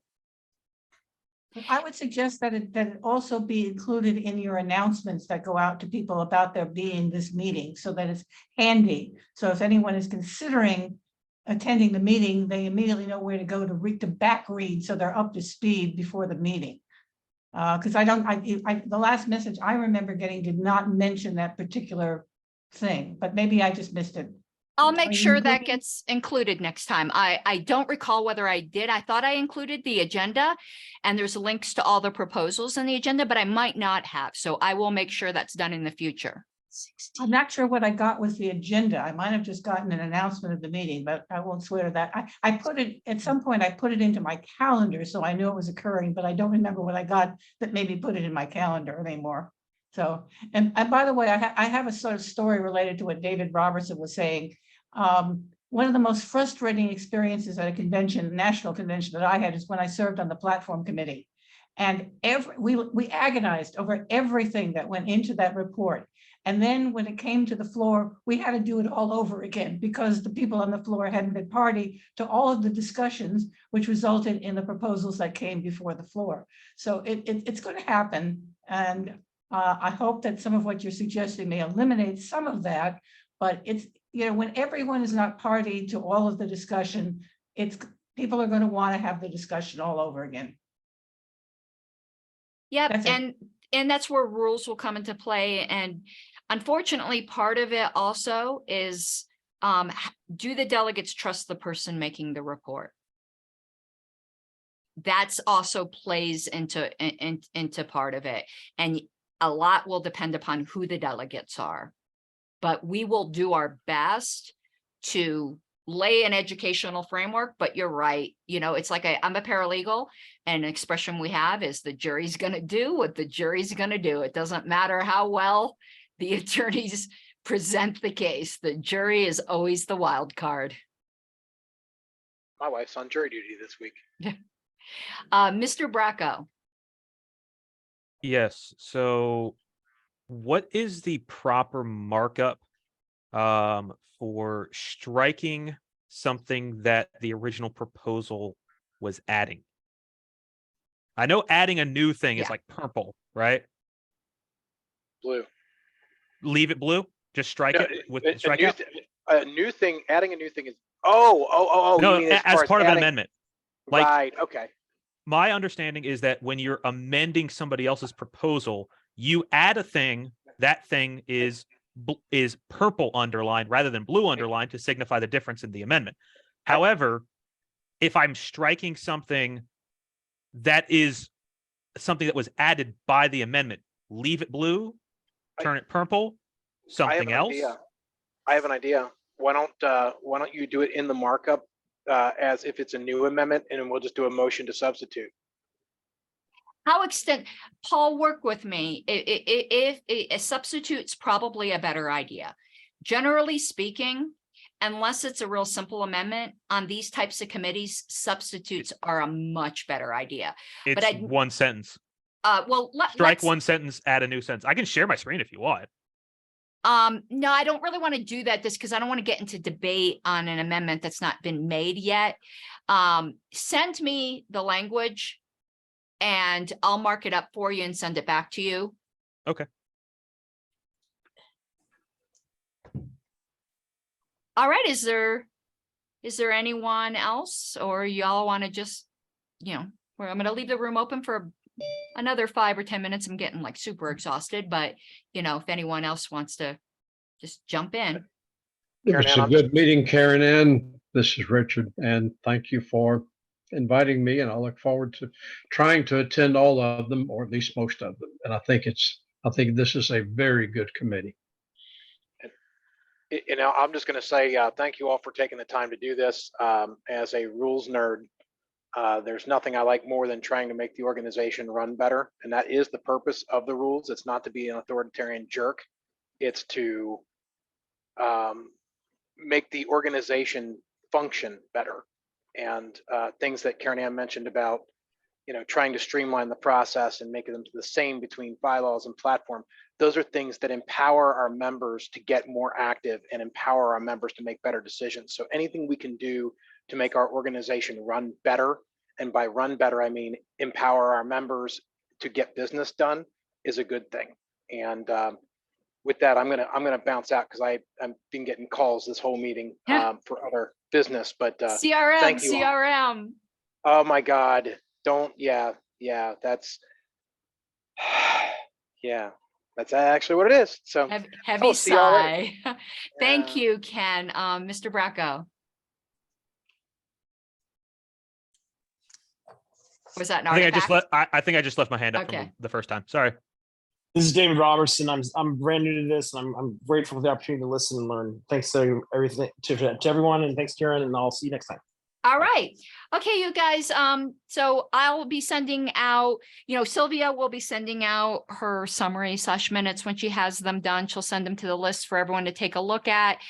I'll update the master proposal sheet, which things that are passed, vote totals, which might need to wait on Sylvia's notes, and I'll send you guys out the working copy of the amended bylaws and convention rules that we have so far. If you have more proposals, just send them to the list. I'll get them in line. Looking ahead, we're on Mr. Molman's proposal right now, which was item number 5. After that are 2 related proposals from Mr. Bracco that are both under number 6 that have to do with striking a word. Then I do have a question on those 2. Yes. I am not sure that there's really bang for your buck in those. So can I rescind whatever, not make the motion officially? There's no on the motion list? made. No. No. So it just comes up and I just say, no, thanks, not going to do it. You could just tell me to remove it from the agenda that you no longer wish to make this proposal. I will officially tell you to remove it from the agenda on the list. Sure, I'll do that. And it doesn't stop you from bringing it back up later if you change your mind. Yeah, because the fundamental thing is that it's not changing anything substantive, and it's you got to jump around to 50 different places to change essentially nothing.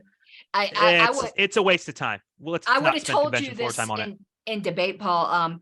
And you never would get the 7/8 for that one section. And all that would happen is people who don't understand what you're trying to do is going to think you're trying to gut the statement of principles, and it will inflame the delegates against the rest of our proposals. I was going to say that in debate, anytime you get anywhere near a sentence mentioning the statement of principles, people will lose their mind.